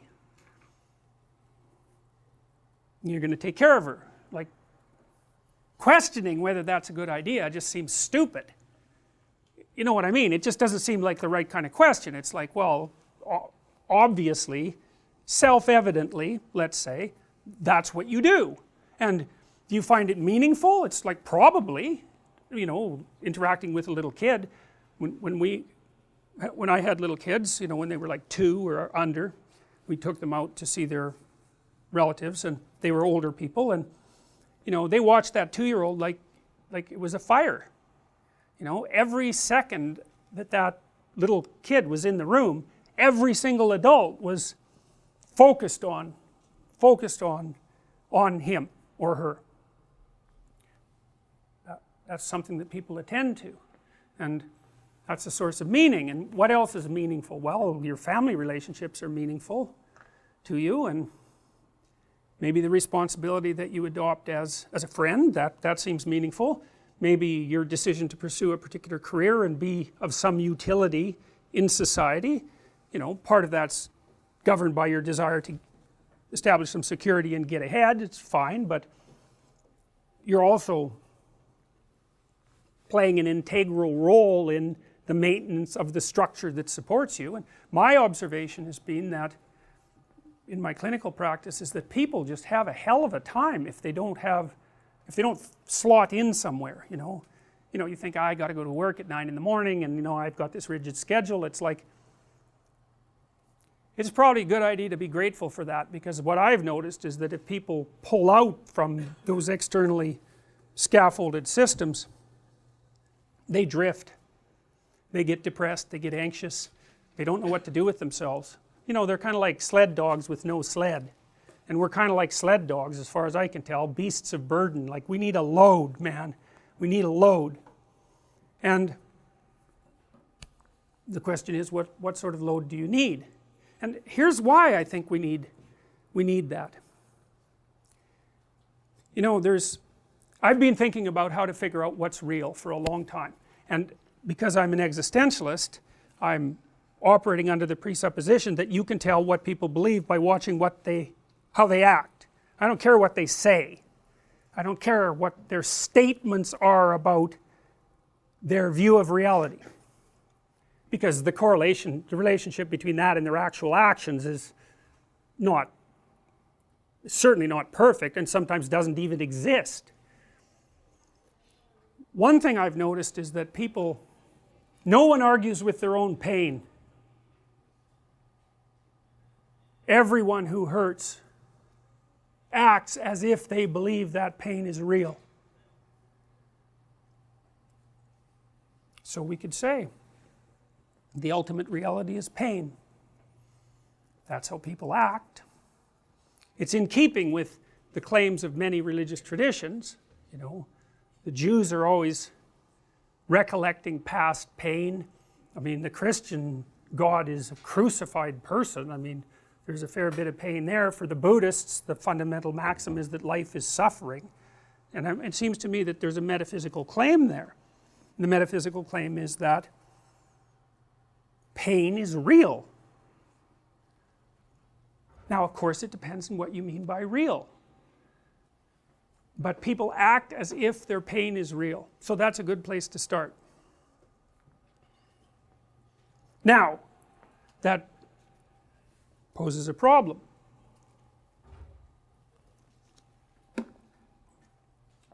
Life is a pain. Life is suffering, let's say. And why is that? Well, it's because you can be broken, hurt, and destroyed. And so that seems pretty self-evident. And worse, you know it. And that makes people unique. Like, that's our self-consciousness, right? That's really what separates us in some sense from other creatures. I mean, other creatures have some self-consciousness, like a chimp can learn to recognize itself in a mirror, and so can a dolphin, but you know, that's pretty bare bones self-consciousness, you know. Real self-consciousness is the knowledge of your borders, and not only in space but in time. And as far as I can tell, human beings are the only creatures that have discovered the future, and that's really good because we can plan for the future, but it's really bad because, you know, the future is finite, and that's a big shock to the old system. And it's the existential burden that everyone bears, and it's associated integrally with suffering. And so then you think, well, life is suffering, and it's finite, and that's part of the suffering.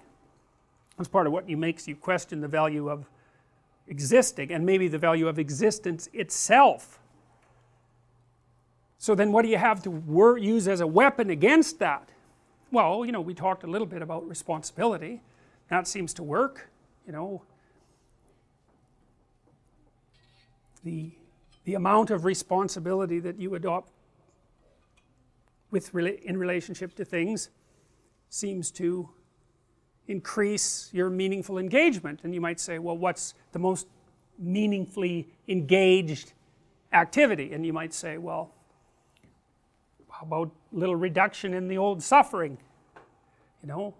So you live your life so that you're not causing undue pain, especially pointless pain. That would be good, and maybe you could even be more useful than that, and you could figure out some ways that some suffering, yours, other people's, both, if you're really, you know, hitting a home run, maybe you can figure out some way that some of that could be rectified. And that seems to be meaningful in and of itself. I mean, if it's pain that makes you doubt the meaning of life, which is perfectly reasonable, then the cessation of pain, the cessation of suffering, the minimization of suffering, as a logical corollary, should be the proper medication. And so I would say that means that there's some mode that you can conduct yourself in that makes you a good person. And part of being a good person is to alleviate suffering. And I don't think you get to question that actually. If the suffering itself is what's making you question the validity of your life, then you can't also say that the cessation of that is not useful. I mean, you can, but it's completely incoherent. You can claim incoherent things if you want.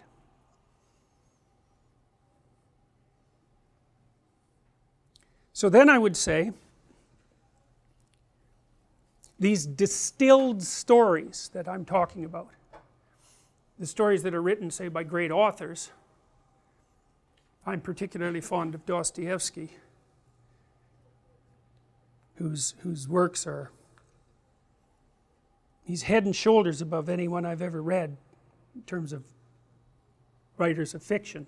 He deals with the hardest questions that human beings face, and he has characters on both sides of the argument, and they really lay out the arguments. It's not like Dostoevsky, you know, he's got a belief, and so he has a character, and that character has his beliefs, and that character always wins the arguments. That doesn't happen in a Dostoevsky novel at all. He sets up a character, and then he sets up like 3 or 4 antagonists, and those antagonists, they're not straw men, they're like iron giants.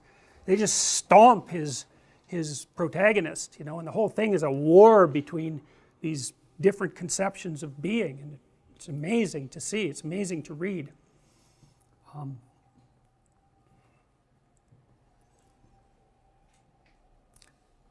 So you distill these stories. Great authors distill stories. Great storytellers distill stories. And we have stories that are very, very, very, very old. Those are usually religious stories of one form or another, but they can be fairy tales. Because fairy tales, some people have traced fairy tales back, you know, more than 10,000 years. And so they're part of an oral tradition. And oral traditions can last for tens of thousands of years. And you know, it's a story that's been told for 10,000 years is a funny kind of story. It's like people have remembered it and obviously modified it. It's like the game of telephone, you know, where I tell you something and you whisper it to the person next to you and so on. It's like a game of telephone that's gone on for, you know, 1,000 generations, and all that's left is what people remember. And maybe they remember what's important, because you tend to remember what's important. And it isn't necessarily the case that you know what the hell it means. You don't know what music means, but you know, that doesn't stop you from listening to it. You don't know, generally speaking, what a movie that you see or a book that you read means, not if it's profound. It means more than you can understand, because otherwise why read it? Well, so the idea is this, is that we're necessarily nested inside moral systems. The moral systems are predicated on narratives, narrative dramas of sorts, and the moral systems are what orient us in life, and the reason to understand them, to the degree that you can, is because you need to know how to live. Nietzsche said that if you had a why, you could bear any how, and that's good. One of the things that the Auschwitz guards used to do to the prisoners, and this is very telling, so at Auschwitz there was a sign that said, "Work will make you free." It was a little joke, not really a very funny joke. You know, it's the kind of joke that you have to be satanic, is the appropriate term to conceptualize, and to dare to state. So when the Auschwitz prisoners came to Auschwitz, you know, they're already pretty rough shape. They were in cattle cars. They'd been separated from their families. Everything had been taken from them.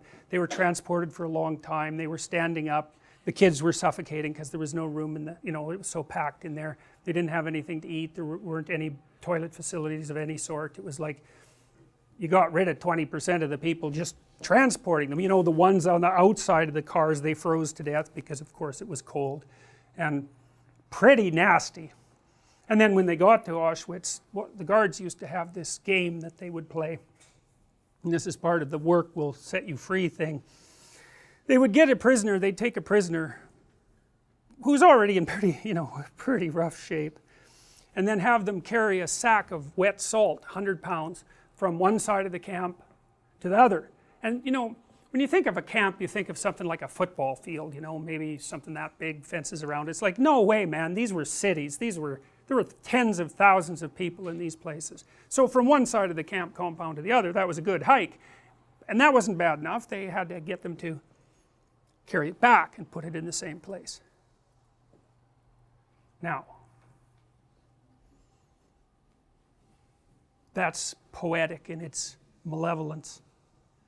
What you're doing is you're harnessing the human compulsion to engage in useful activity and demonstrating how absolutely futile that is despite its difficulty. Seems like a bad thing to do. People need, it's a parody of meaninglessness, that's what that is. And people need meaning in their lives because their lives are difficult. And so the question is, to what end should you devote your life? And another question might be, well, does it matter? Matter is an interesting word, because matter is matter, but matter is also what matters. And I would say that what matters is more real than matter.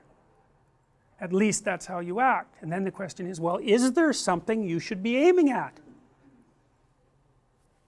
It's a good question. That's the question of the meaning of life. And one of the things that's supposed to happen when you come to university is that that's the sort of question that should be addressed. And as far as I can tell, and this might just be my more cynical side, what I see happening to university students, generally speaking, is that they come in clinging to the wreckage of their culture and floating with the pieces, and those pieces are taken away by professors who tell them that everything can be deconstructed and nothing has any real meaning. And it's like when you're finally educated, it's when you're floating out on the ocean and you've got nothing to stay afloat with. It's like, well, then you're done and you can graduate. And it's like, I don't see that as useful. Quite the contrary.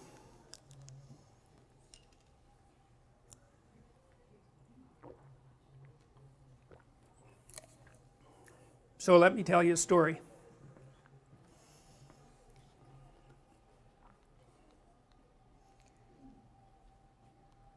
The first thing I'm going to propose to you, and we'll talk about this a lot, is that you inhabit a story. That the framework through which you look at the world is actually a story. And here's the story. The story is you're somewhere and you're going somewhere. And that can be conceptual or whatever. But there's a gradient between where you are and where you're aiming at, which means no more really than you're doing something while you're sitting there. And hypothetically, you're aiming for something better. And so you're in a state of insufficiency, always.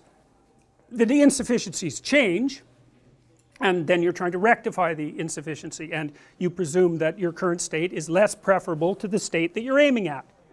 And then the way that you bring those two together is sometimes you can do it through thinking, but fundamentally you do it through action. You do it through acting in the world. And so that's sort of the answer in some sense to the mind-body problem. You have a conceptual structure, but when you implement it, you're implementing it not abstractly, you're implementing it through action. And so that's the basic story. It's not a very interesting story, but it's the framework through which you view the world. So it's a value-laden framework. Otherwise you wouldn't be able to act and you wouldn't know what to look at. So it's a value-laden framework. You look at the world through a value-laden framework. So then we might say, well, what is the optimal value-laden framework? That's what we're going to try to figure out. Now, I told you about the war that went on between the communists and the West and how that obsessed me. And so one of the things that I really wondered about was, well, was this just an arbitrary thing? Like did the communists, they had some axioms and we had some axioms, and if you're a moral relativist you might say, well, who's to say which set of axioms are better? Or even who's to claim that you could say that a set of axioms, one set is better than another. That's a moral relativist claim, and fair enough.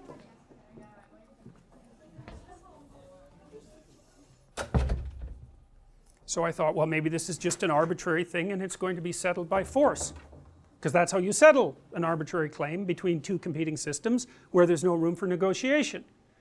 So I thought about that for a long time. I wanted to know what the roots were of the Marxist system and what the roots were of the Western system, and what I surmised was that the Western system was actually something that evolved, whereas the communist system was a rationalist construction that was imposed, and they weren't the same thing. And so then I wondered, well, what's Western culture grounded in, and is there any reason to assume that that's real in any sense? And so that's what took me into the study of the underlying stories, the fundamental stories upon which our culture, I believe, is based, and some of those are very old. I'm going to tell you a Mesopotamian story. It's one of the oldest stories we know. I'm going to tell you an Egyptian story. Those are sources of our culture, and I think those stories are grounded in much older traditions, and I think they refer to something real, actually real. Now, I already told you that there are different ways of conceptualizing real, and that my initial hypothesis, presumption, axiom, you might say, is that pain is the most real, and the reason I believe that is because that's how people act. Now, you can criticize that. You can certainly come up with an alternate conceptual framework, which the scientists have, because they believe that the most real thing is matter. Maybe we need more than one set of tools to operate in the world. It's possible.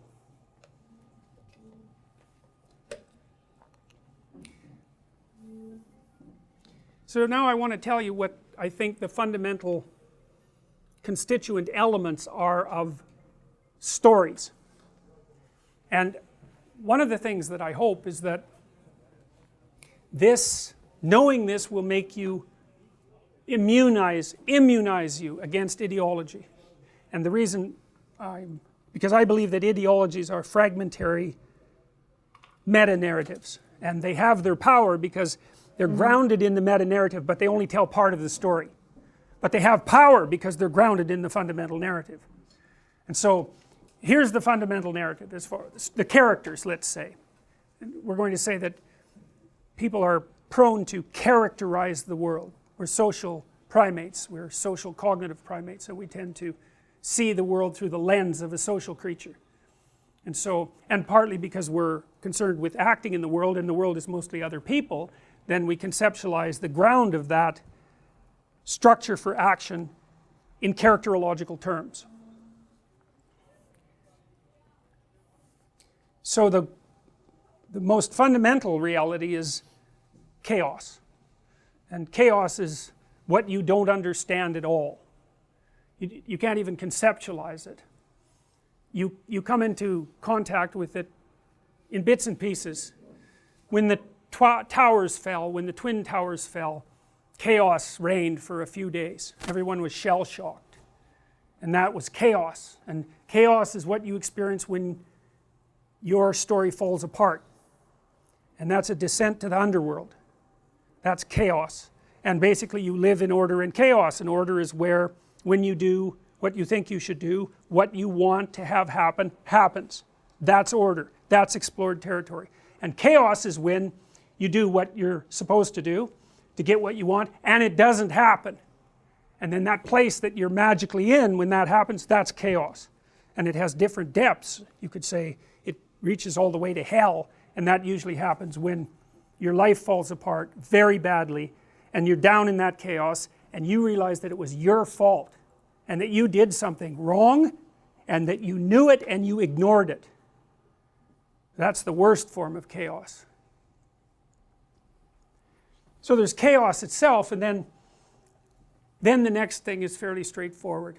You could think there's the individual exists in culture, and culture is embedded in nature.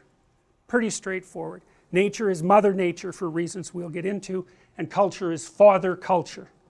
And I think that's because the fundamental dominance hierarchies in human primates are masculine, and that nature is assimilated to the feminine because it's, well, for two reasons. First of all, females do the sexual selection among human beings, so they actually are nature from the Darwinian perspective. And second, nature is the productive biological force. And so we've always conceptualized males and females, and we've used that conceptualization to sort out the world at large. It's a metaphor. But it's not just a metaphor, you know, it's reasonable to consider culture as a judgmental father. It's really reasonable because, you know, you have a group of people around you, some friends, some people that watch you work, some judges, and that stretches across a very long expanse of time, and those people as an aggregate make an entity that is judging your reputation constantly. And it's perfectly reasonable to personify that because it's like a meta person that's watching you. And so it's a useful metaphor. There's a meta person that's watching you.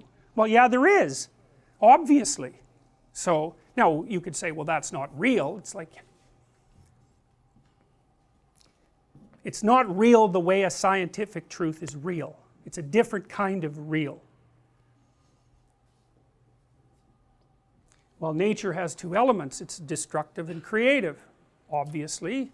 There's the beauty of nature and its bountiful element, and then there's, you know, Anopheles mosquitoes and elephantiasis and cancer and starvation and all the terrible elements of nature. And then there's culture, and culture is tyrannical because you have to shape yourself, involuntarily even, to get along with other people. You sacrifice a lot of yourself and develop yourself, but you sacrifice a lot of yourself in that endeavor, right? We have to kind of average ourselves out in order to live together, and some societies are more tyrannical than others, but there's always a tyrannical element. You see that at university, you know, you guys know that to some degree, this is such a big place, it's easy to feel like a number here, and that whether or not you're here or not doesn't matter. The institution doesn't care. Well, that's the tyrannical element of it. Now, it does care because here you are and you're getting educated and all that, and so maybe that's positive. But it's got both. These characters always have two sides. You know, there's the negative side and the positive side of nature. And there's the negative side and the positive side of culture. And then there's the individual. So the individual is like standing on an island in the midst of an ocean. That's a good imagistic conceptualization of your position. There's solid ground, it has a limited expanse, and outside of that is everything you don't understand. And you as an individual have a positive and negative element as well, and that's the hero and the villain. And of course, what good is a story without a hero and a villain? And the villain is the person who isn't acting like a person should act, and the hero is the person who's acting like a person should act. And so you go to movies and you read books, and there's heroes and there's villains, and to some degree what you're doing is you're fleshing out your notion of a villain. You know, you read about 30 villains and you think, well, there's something villainous about the villains that's the central element of villainy, whatever that is, and you could imagine you construct out a meta villain and a meta hero, and those are the characters in religious stories, generally speaking. You know, in the Marvel movies, there's Odin, and Odin has two sons, right? Thor and Loki. Thor is like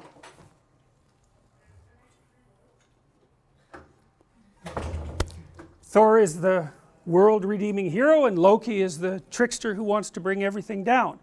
And you have to recognize that in yourself, or it's useful to, because otherwise you underestimate. Is this positive psych? No, it's maps of meaning. Positive psych. It's definitely not that.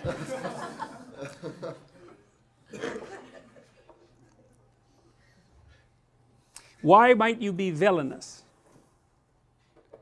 Well, first of all, because you can be. That's a big deal. You can be. It's actually an offshoot of empathy. This is something that took me decades to figure out. I figured it out when I was studying the book of Genesis.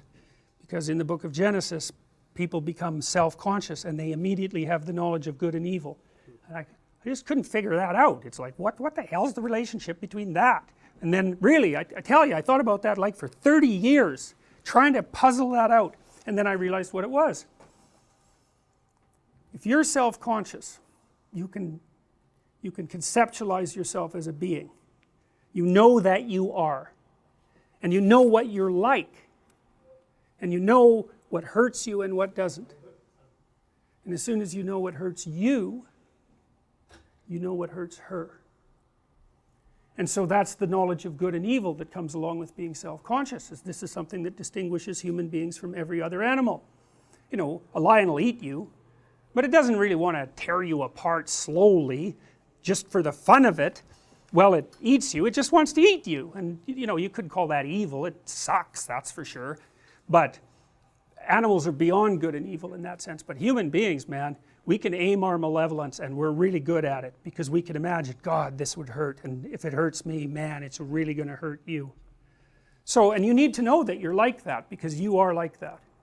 And if you don't know you're like that, or if you don't think you're like that, you're even more like that than you think. Because the people who are most like that are people who don't think they're like that at all. And you have to contend with that. And that's why in many systems of thinking the world is conceptualized as a battle between good and evil. And it's an appropriate conceptualization. It's a meta-conceptualization. And the culture is the wise king and the tyrant, and that's always the case. And you're always stuck with that, because as an individual, with your negative side and your positive side, your negative side is the resentful side that is irritated at the limited conditions of being and the suffering that entails, and its arbitrary and unfair nature. And no wonder, like, that side has a case to make. It's not trivial.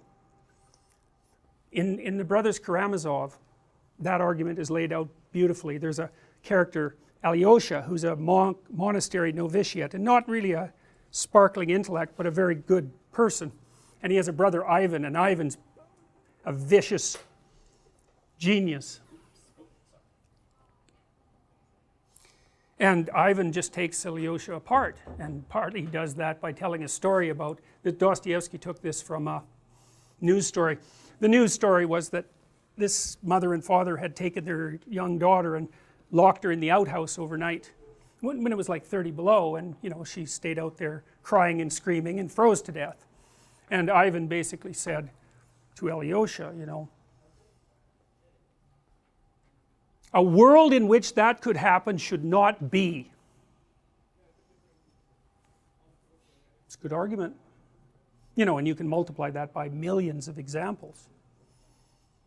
So the part of us that is opposed to being and resentful, it's got a point, man. The problem, as far as I can tell, is that if you act that out, then it makes what you're objecting to worse. Now, you might be happy about that, and you might think, well, people couldn't be consciously pursuing that, but yes, they can. I would recommend a book called Panzram if you're interested in that sort of thing. It's a book written by a man who raped 1,200 men and killed dozens and burned things down to the ground every chance he got, and tried to start a war between England and the US, and who was aimed at nothing but mayhem. And he wrote an autobiography at the request of a doctor who had befriended him, and he tells you exactly what he did and why.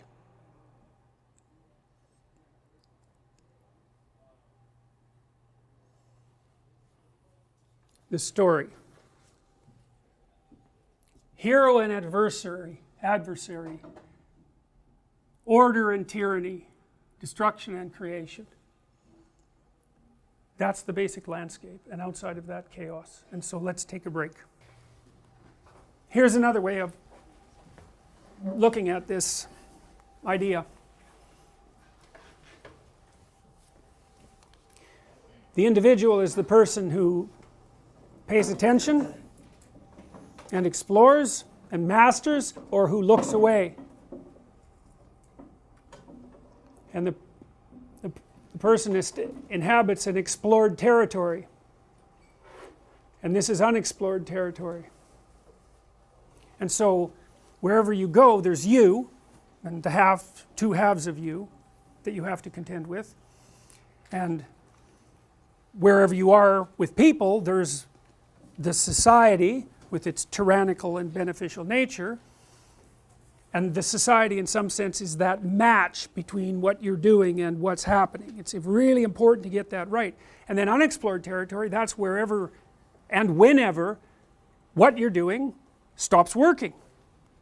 And so it's not exactly a geographical idea, you know, because when you think of explored territory, you think of geographic landscape, like the domain of an animal, you know, or like your house. And you know, that's definitely an element of it. But you know, if you're in your house and a snake comes into your living room and you're in there, it's like, well, that's an important difference between your house 1 second ago and your house now. And so your house can turn into unexplored territory at the drop of a hat, and that's because we live in space and time. And so the unexplored territory is conceptual, it's a conceptual territory, and it's just wherever you are when things aren't working for you the way they're supposed to be. And so, and these are permanent parts of the human experience, which is why I think they are fundamental characters in our narratives. There's always you, there's some subject of the story, and that subject is an ambivalent person with many different potentials, and you're always somewhere, and it's with other people because that's our territory, right? I mean, we're social beyond comprehension. And you know, even our primate ancestors, most of their territory was other primates, and their brains and our brains are specialized to view the world as an aggregation of personalities. It's really important to us, and so we tend to view the whole world that way. And then unexplored territory, well, that's where you don't know what to do. But you know, you do know what to do when you don't know what to do. Peculiarly enough, it's rather non-specific. It's this generalized stress response, and so what happens is you freeze, roughly speaking, if the threat is enough. Then you produce a lot of cortisol and a lot of adrenaline so that you're bloody well ready to move quick in whatever direction you have to, and then maybe you pay more attention, and that's what you do when you don't know what to do. And the problem with that is you can stay in that state forever, man. That's kind of what post-traumatic stress disorder is. It's like you're just like that all the time, and the problem with that is it's very uncomfortable. I mean, you stay like that for any length of time, you're going to get depressed, you're going to develop an anxiety disorder, you're going to get old, because you're burning up resources like mad. You know, your system is shunting everything to maintain that state of emergency preparation, and it's exhausting. It's not where you want to be. So that's partly why people are so prone to defend their territories, their familiar territory, because if their familiar territory is invaded or disrupted, then they default back to this state of emergency preparation, and that's like, that can unglue you if it's profound enough. You know, and you guys know this already. I mean, I think people experience this most particularly when they're betrayed by someone they have an intimate relationship with, you know, when they're lied to. There's other ways, the collapse of a dream or a vision that you've been pursuing, or an illness, or the death in a family. There's lots of other ways, but betrayal is a really good one, because if you're with someone for a long time, you trust them, you have a representation of your past, you have a representation of you in the relationship, you have a representation of them, you have a representation of relationships, you have a representation of the future. You get betrayed, it's like poof, even the past isn't what you thought it was, you know. And what about you? You know, how clueless are you? And maybe not at all, or maybe ultimately gullible, you don't know. Is it your fault? Or, you know, are you so clueless that you just can't protect yourself, or was the person malevolent in some subtle way that you failed to detect? Everything's up in the air. Not good. And this idea that human beings travel to the underworld and come back is like, it's a really useful thing to understand, because we do that all the time.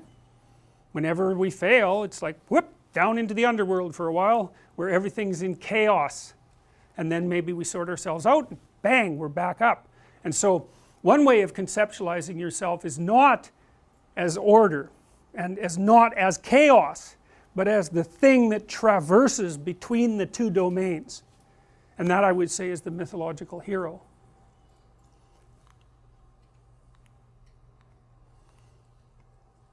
So I'm going to start talking to you about Pinocchio a little bit, weirdly enough. I hope you enjoy this. And the reason I want to do it is because I want to put some, I want to bring what I told you abstractly down to earth, and then you can start thinking, well, do the conceptions that I've introduced to you, are they good for anything? Do they help? That's the order, descent into chaos, re-establishment of order. That's Paradise Lost, Profane History, Paradise Regained. It's the classic comedy, and that's the story of life. And so the question is, how do you manage it? And so that's a question you really want to know the answer to. So you'll pay money, weirdly. You'll line up and pay money to see a story about that, even if you don't even know that that's what the story is about. And the reason for that is that actually part of you does know what the story is about. You know, your cognition has multiple layers. You understand things that you don't know you understand in ways that you don't understand, and you can tell that because, you know, we talked about Pinocchio a little bit, how absurd it is, and that it doesn't matter. Well, sorry, I have a question. So we've been talking, chaos is when people don't do what they expect to do in a negative sense. So something bad happens to you. What if the reaction is extremely positive, like something that you don't expect, like winning a lottery? Do you also go into a stress response, or? So it would be the same thing? No, it's not quite the same thing. It's a good question, and we will address that. We will address that. I mean, winning the lottery is generally not a good idea for people. You know, because it's just too much. It's too much for them. It flips their lives upside down. So, and they tend at best to return to their original baseline level of emotion. But yes, something remarkably good, I mean, it's a lot better than something remarkably bad, obviously, but it still can have that destabilizing effect. So it depends on what elements of your life it disrupts. Like in some sense you have a map that you're operating within in the world, and that map is predicated on assumptions of different sorts, some shallow, some profound. When the profound assumptions are devastated, huge chunks of the map are invalidated, and that can happen sometimes when dramatically positive things happen as well. So, but the fundamental rule is the more of your axiomatic presuppositions are disrupted, the harder it is on you. You know, like maybe you quit your job because you won the lottery. It's like, hey, I'm off to the beach, I'm going to drink margaritas. It's like, that'll work for about 4 days. You know, you do that for 3 months, you're a beach alcoholic. It's like, that's a real improvement. You know, so it's not that easy, and often too, if you take people out of their routine, you know, they just flounder. Their circadian rhythms go, they don't eat properly, they don't know what the hell to do, you know, so this is often why people have such a hard time when they retire. I'm going to retire and relax. It's like, if I relaxed for 2 weeks, I would die, you know. I need something to do. I need to be engaged in something. So, okay. Pinocchio, Disney movie, an early one, a masterpiece. And so I'm going to walk you through it, and I'm going to tell you what I think it means, and you can tell me if you think that that's useful. And I'm only going to do that for about 10 minutes today because I do want to cover some of the details of the class, and then next class we'll continue with this. So the movie opens with the opening credits, which are carved wooden signs, which is like a hint, you know, because Geppetto's a carver. And it starts with this song, which was actually quite a popular song, and it's a bit of a, what would you call it? I don't think the poetry is particularly profound, but it was a song that people liked and people still listen to, and it sets the tone for the movie, which is what music does. One of the things that's really interesting about movies, that's really mysterious, is that, you know, if you go to a movie, there's almost always a soundtrack, right? If you go to a movie and there isn't a soundtrack, it kind of feels empty. It feels like there's something missing. And you know, it's as if the music, you know, when you go to a movie, there's lots of things you can't see. The characters are only partial, and you don't know anything about their background, so it's like a low resolution thing. And what seems to happen with the music is that it provides the emotional background, the complex context, let's say. It's like a substitute for the context, and it guides you in your perceptions of the movie. It gives you hints about what's going to happen, and the funny thing about that is that we just don't have any problem with that.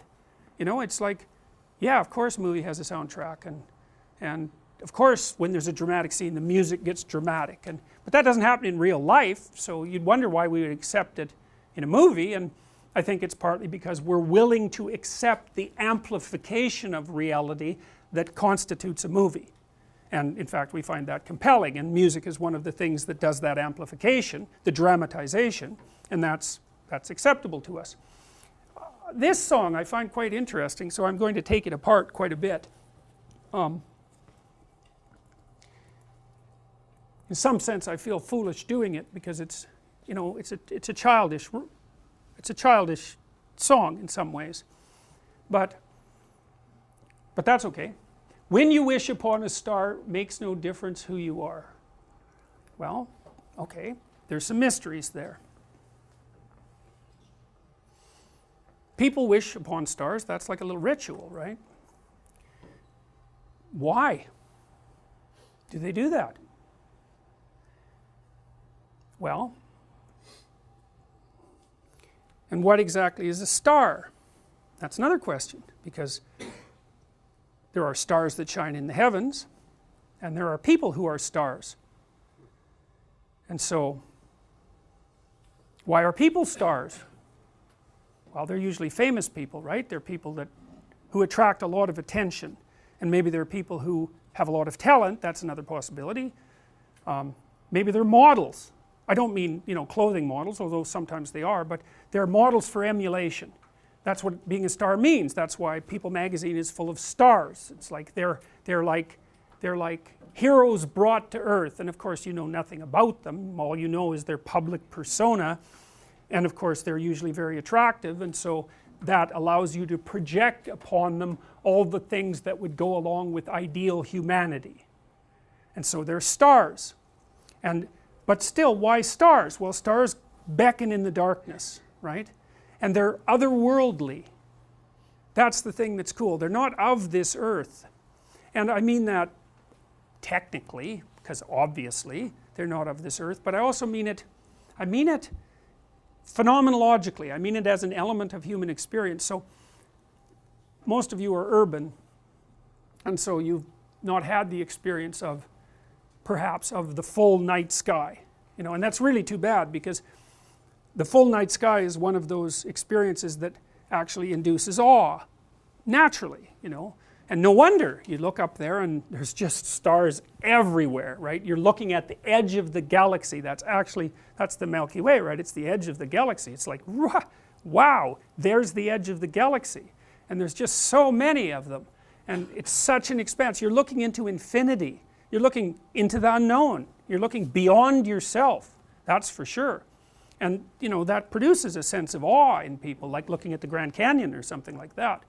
And you're looking at something that transcends yourself. But that feeling of awe, that seems to be something that's a natural part of our response. You know, you might feel awe when you meet someone that you regard as particularly admirable as well, because you feel that there's something transcendent about them. So here's an interesting thing to think about. There are people you admire, and there are people that you don't admire. And that's a clue, right? That's a clue as to your value system. And it might be not really something you can even put your finger on. It's like you find this person captivating, you find this person admirable. And it's as if there's something inside of you that's looking for what's admirable, you know, assuming that you are. And that person who's admirable has a faculty, some faculty, that you would like to have for yourself. And so they're a model for emulation. And that's part of how people develop, you know, like little kids often develop little hero crushes on older kids, you know, not that much older, but sort of the person that's sort of just within their grasp, and then they follow them around and imitate them, and you know, so they're imitating what they find admirable. Well, the fact that you find something admirable is a hint as to the structure of your unconscious value system. And so you could think, even as an exercise, you could think, well, what qualities of a human being do I find admirable? You have to ask yourself that, in a sense. You can't really think about it. There is a difference between asking yourself a question and thinking about it. You know, because it's more like when you're asking yourself a question, it's contemplative. It's like, well, what do I find admirable? It's a question, you don't know, and if you're fortunate, and this happens quite regularly, an answer will float up from wherever the hell answers float up, and you know, oh yeah, that's one, and you can write that down, and you get some idea of what your ideal is, you know, and you have one likely, and what your counter ideal is. Star. Well, to wish upon a star is to raise your eyes above the horizon, and to focus on something transcendent that's beyond you, to focus on the absolute, we could say, to focus on the light that shines in the darkness. You know, a star is, people wear diamonds because they're like stars, or they're like the sun, and they're pure and perfect, and they glitter, and so there's something about the light too. There's something about a source of light. It's a source of illumination and enlightenment, and the light that shines in the darkness is a deep metaphor, right? It's what you want. You want a light to shine in the darkness, and so the star has all that, and so people wish upon a star because they have some intuition that aiming above the mundane has the potential to transform themselves. They make a wish. Well, if you're going to make a wish, you should aim at something high, and even just aiming at that is more likely to make the wish come true. And this is not metaphor. You know, I have this program which you guys are going to do called the Future Authoring Program. It's one of two assignments. One is that you write an autobiography, that's the past authoring. The other is that you write a plan for the future, that's the future authoring. I would recommend that you get started on those right now, like not right now, but like really soon, because they're harder than you think. And some of you are going to write like 15,000 words. You're going to get sucked right in. This happens all the time. You're going to get sucked right into it. And so you write an autobiography because you need to know where you are and who you are right now, because how the hell are you going to plot a pathway to the future unless you know where you are? And then you need to write about the future because you aren't going to hit something unless you aim at it. That's for sure. And lots of times people won't aim at what they want because they're afraid. The reason they're afraid is because if you specify what you want, you've specified your conditions of failure. You know when you fail. And it's better just to keep it foggy. It's like, well, I don't know if I'm succeeding or failing, but you know, I can't really tell. Well, great, except you can't hit anything you don't aim at. And so the Future Authoring Program is like it's an attempt to have you articulate your character. And so is the Past Authoring Program. Who are you? And you know, the Past Authoring Program, it asks you to break your life into epochs and then to write about the emotional, you know, the things that you regard as important events that have shaped who you are. And you know, you may find that some of that writing makes you emotional. And I would say, if you have a memory that's more than 18 months old, roughly speaking, and when you bring it to mind, it has an emotional impact, especially a negative emotional impact. It's like part of your soul is stuck back there. And I know that's a metaphorical way of thinking about it, but what I mean is that the reason that you still experience the emotion is because you have not solved the problem that situation faced you with. It might be a real problem, like maybe you got tangled up with someone who was really bad, and that's rough, man, because you've got to come up with a theory of malevolence to deal with something like that, and that's no joke. But if it still produces emotion, it means you haven't solved the problem, and your brain is still tagging it as threat. It's a part of your territory that you did not master. Threat, threat, threat, threat, threat. And until you take it apart, and articulation really helps that, writing really helps that, then you're not going to free yourself from its grip. And that might not be that pleasant. I mean, this is one of those situations where doing it tends to produce a decrement in people's mood in the short term, but quite radical improvements 3 to 6 months down the road. You know, and it's often the case that you unfortunately have to do something you don't want to do in order to progress. It's very, very common. So, and the future authoring program asks you about different dimensions of your life. Like, because you're, you know, you can think of yourself as a personality inside your head, but you're nested in systems that transcend you, and they're just as real as whatever's in your head. It's like, well, what do you need for life? Well, that's pretty easy actually. Some friends, that's a good thing. Intimate relationship, that's a good thing. A family, you know, either the one you're going to produce or the one that you come from, where people to some degree love and care for one another. That's a good thing to work on. You need some plan for your career. You've got to fit in somewhere that people regard as important and that they'll trade with you so that you can live. You need something worthwhile to do with the time that you're not at work, and you need to pay attention to your mental and physical health, and you need to regulate your use of substances, which is a strange one, but alcohol does lots of people in, so it's worth thinking about. That's why we put it in there. So then it's like, okay, what the hell do you want? What do you want from your friends? What do you want from your family? What do you want from your career? If you could have what you wanted, and that's what the program asks you, 3 to 5 years down the road, you get to have what you want. Now, I'm assuming that you're going to approach this like, you know, reasonable adults and not like 13-year-old dreamers. I think I want the most expensive yacht in the world. It's like, fine, but, you know, that isn't really what, it's supposed to be more concentrating on your character. And so then it asks you to write for 15 minutes without thinking too much about grammar or sentence structure, any of that, about what your life could be like 3 to 5 years down the road if you were treating yourself like someone you cared for and you were helping them figure out what they wanted. And then it asks you to do the same thing in reverse, which is to think about the ways that you're radically insufficient and your faults. And everyone knows this, I think, you know, maybe not, but everyone has a sense of if they were going to degenerate, how they would do it. You know, some people would be an alcoholic, some people would be a street person. It's like there's some doom thing out there that's got your name on it if you're particularly incautious and, you know, don't and let things fall apart. So I want you to write about that. What do you not want to have happen in 3 to 5 years?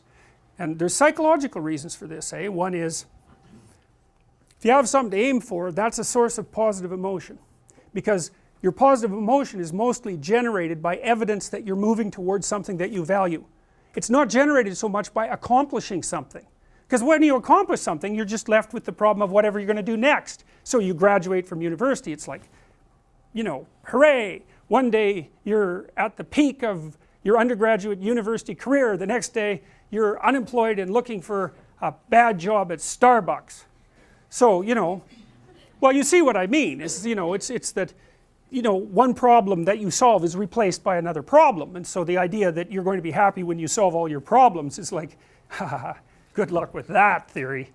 But, you know, if you're aiming at something worthwhile, and you really believe it's worthwhile, and you've thought it through, you know, so that you're not weak, you've got your damn arguments mustered, then when you make progress, even a little bit, you think, hey, that's all right, and you get a little kick, you get a little dopamine kick, and that's what you want, because that's where your positive emotion comes from. You can use cocaine if you want, but but you know, that tends to have relatively detrimental medium to long-term consequences, but it activates the same system. So you have to be aiming at something, and you should be aiming at something that's realistic, that you want, that you could get, you know, like not easily, because if it's easy, in some sense you've already got it. It's got to push you, that's part of the pleasure actually, because there's two things that you want to do when you're pursuing something that's important, and one of them is to get the thing that's important, but the other is to make yourself better at pursuing things, right? So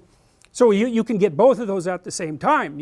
You're aiming at something and you're increasing your competence. It's like, that's a good deal, and there's a lot of intrinsic meaning to be felt in that. And then the second half of the program, you write out a plan, for how you're going to do it and how you're going to keep yourself on track, and you're going to write about why it would be good for you if you did this, and why it would be good for your family, and what possible benefits it would have to the community, you know, because you want to nail this thing down, and then you want to figure out what kind of obstacles are going to come up and how you might overcome them and how you might keep yourself on track and all of that. And we know, because we've actually done a lot of research on this particular program, that if university students do this, and this is more true if they're not too well oriented to begin with, if university students do this, they're about 25% less likely to drop out, which is a lot, and about their grade point average increases about 20%. So hooray for that, you know, because you never know when you develop an intervention if it's going to work. There's also evidence, but not from my lab, that doing such things improves your physical health, and I think the reason for that is that, you know, when you go over your autobiography and you scour out those negative places that you're sort of dragging along with you, it lowers your overall stress load, because your brain is kind of, I think it's calculating how dangerous the world is by attending to the ratio of successes to failures that you've had in your life, something like that. And so, you know, if there are holes in your map that you could still fall through, then your brain regards the territory still as a bit on the dangerous side, and then you're more prepared for emergency action, and that's hard on you. So you want to go back there and fix up those experiences to the degree that you can. Now, those are going to be peer graded. Now that's complicated, but here's how you do it. Write the thing so that you have written it for you, and then take everything out that you're not comfortable sharing with other people. And so there's a couple of reasons I do it that way. One is just that there's just no other way to do it, because if I want to do this with you, the grading load is too high to do it. So I thought, well, it's still worth doing, and because this is a class about narrative and about self-narrative, it's the right thing to do. And most of you are graduating soon, and it's like, it's helpful. I think you'll find it very helpful. That's what students report. And so you'll each read, 3 people will read each of your offerings and give you a grade, and then you get the average of the best 2 grades, and they're supposed to provide you with constructive feedback. And constructive feedback is sort of mostly what did you do right, you know, and maybe some hints about where you could flesh it out and all that. But so that's that, and you need to write an essay. This is all detailed on the website, and that's the website. If you go to jordanbpeterson.com, on the left there's classes. If you click classes, you get a bunch of tabs, and one of the tabs is Psych 434, and that's obviously this class. And so there's some extra readings on there, and a list of how we're going to go through the course. The dates aren't right, I got to update it, and I haven't finished that yet, but the rest of it's pretty much the way it is. This writing program is an online program, and it guides you through the process of doing it. But really, I would really recommend that you start like this week, because it also works better if you do it over time, and it seems like in bursts of writing, you know, and to sleep in between episodes, because that's when your brain consolidates its new information. And I would say do it meditatively, you know, ask yourself, it's a different way of, it's really funny what happens when you ask yourself questions, because part of you will answer, and you don't know what the answer will be, but an answer comes almost always. And you know, like you think, well, what happened to me when I was 6, around 6, that was important, and through some mysterious process perhaps a memory will come to mind. And so there's a test, so there's these 2 assignments plus the essay. The essay can be in anything you want that's related to the class. You have to make the case that it's related to the class, so it's an opportunity to, you know, to write about something you want to write about. And there's a final exam, and the final exam, if you read the book and you come to the classes, you won't have any problem with the final exam, because it's not tricky, it's just a survey of what we've gone through. And so I did that. I didn't have that to begin with, but you know, you need a carrot and a stick, because you guys are busy, and you know, you're going to triage and do the things that are crucial and perhaps not the things that aren't, and no wonder. So I had to make this crucial, because otherwise you won't read it, and that's partly because it's hard. And so, but hopefully the course lectures will help guide you through it. And that's about that. So I'm going to tell you a bunch of stories, and I'm going to try to explain what they mean.